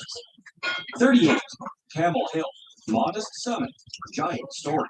Campbell Hill, located near Bell Fountain, is officially Ohio's high point, cresting at a modest 1,550 feet above sea level. This small hill sits on the vast, smooth, and incredibly fertile glaciated till plain. The fact that the highest point is so low and so gentle tells the giant story of the Ice Age. How the glaciers acted as a massive planetary scale plain, grinding down and smoothing the ancient mountains of the Midwest. This contrasts sharply with the rugged, higher peaks of the unglaciated southeast, a key geographical boundary defining the furthest reach of the ice. 37. The flattest, richest farms came from ice. The vast, productive agricultural lands of western and northern Ohio are a direct gift from the glaciers. The receding ice sheets left behind thick deposits of glacial till, a rich, pulverized mix of soil, gravel, and rock, which created incredibly flat land and some of the world's most highly productive soil. The glaciers also left behind a drainage network that was later often streamed and organized by past ice margins. This geography is why massive, uninterrupted fields of corn and soy stretch seamlessly to the horizon in counties like Mercer, Auglaize, and Hancock. 36. Western Ohio's quiet karst country. Beneath the smooth, fertile fields of western Ohio lies a secret geography. Karst country. This landscape is formed by the slow dissolution of underlying limestone and dolomite bedrock by acidic groundwater. This process creates hidden caves, fissures, and surface features like sinkholes and springs. A prime example is Cedar Bog, a national natural landmark which, despite its name, is technically a fan.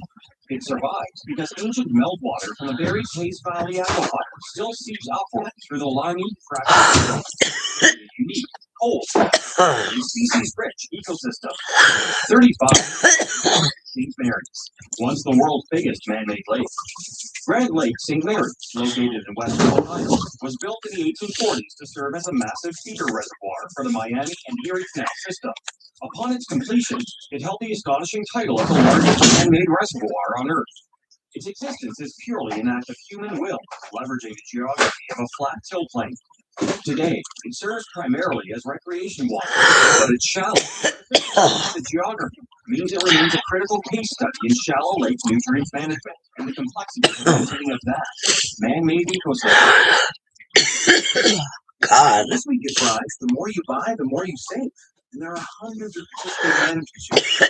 Simply mix and match 5 or more of the participating items, and you'll save $1 each with your card.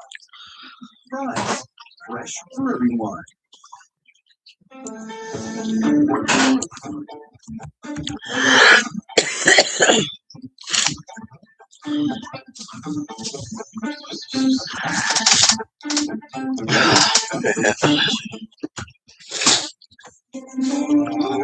Good gosh, I love it. Yo, you should do this in the portal. You deserve native pure. It's got 6 clean ingredients. It smells. Goodbye. It's not a mix. Oh man.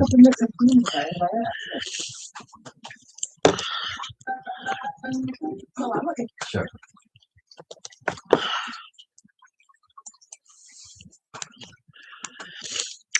Delve into the unknown. What you're about to see challenges everything you imagine about the supernatural. Wait, think about 3 words for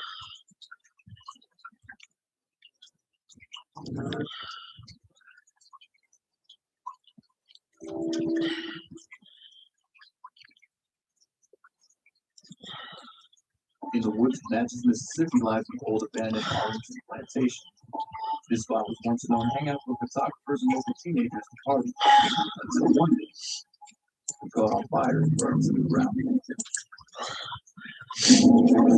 Many locals believe there were actually some kids trapped inside the building when it erupted in flames. All the televised on the plantation. All that remains today is the charred structure of what the building is. Many rumors are now circulating about this place being haunted, and many photographers claim this is spirits on camera during their photo shoots. Tonight, Tanner and I will be spending the night trying to be patient with any trapped spirits who may still linger in the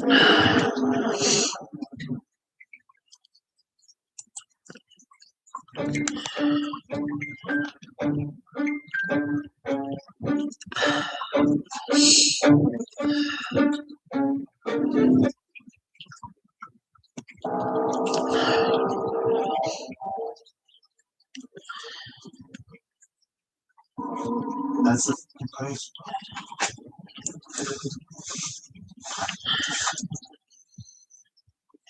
Dude, I want to place. You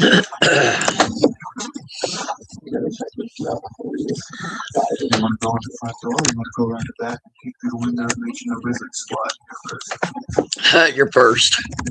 Yeah. Without a beat. You're first.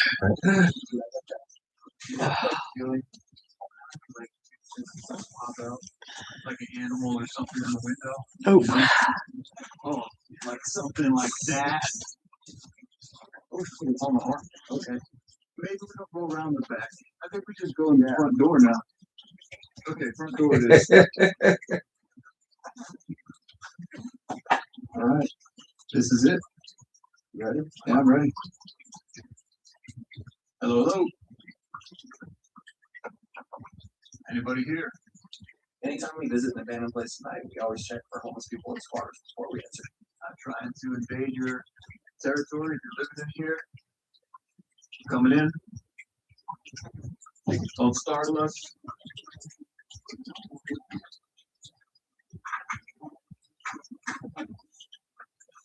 I could smell the burnt wood, but the whole place just kind of looked like a dump.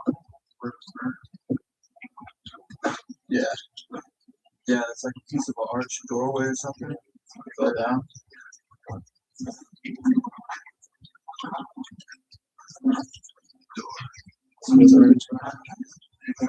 please.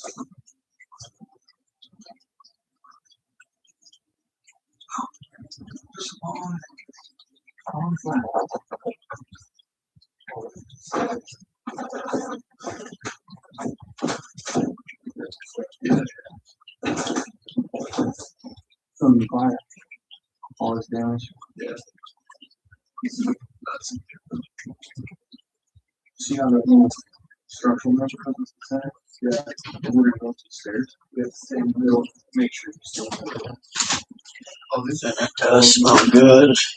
Yeah, it does.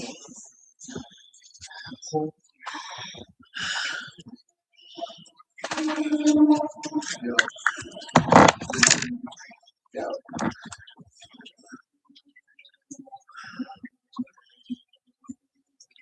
There's a whole this room down there. Oh, yeah, we gotta find this. There's a staircase that leads down there. Once we saw those holes leading to the basement, we knew we had to check it out, and things started to pick up quite a bit.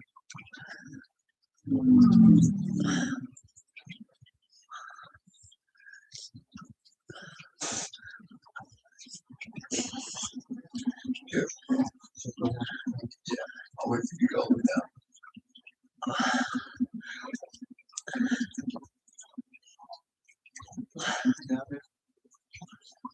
Even being in that basement those first few months by myself, just getting eerie feeling. Yeah, when's the dragon gonna come and eat you? Yeah. So what? It doesn't like some ducking.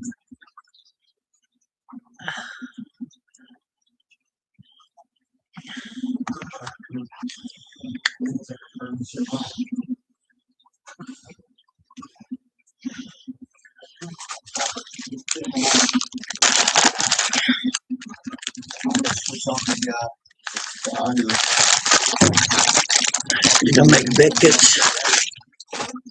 Homemade or? Yeah, well, with this quick. Alright. Every now and then the obvious will pick up things that just don't make sense. But Turns out I'm going to, you know. Any minute now. He's got to be leaving. So. Is there anybody? Oh, we'll just get out early then, won't we? Huh?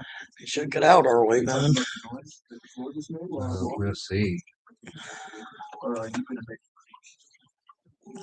Is there anybody here that died from fires? Or did you know there's a whole store over here? What's behind this door? Can you tell us? Casey noticed a door on the other side of the basement, and as soon as we entered the room, you could just feel the temperature drop.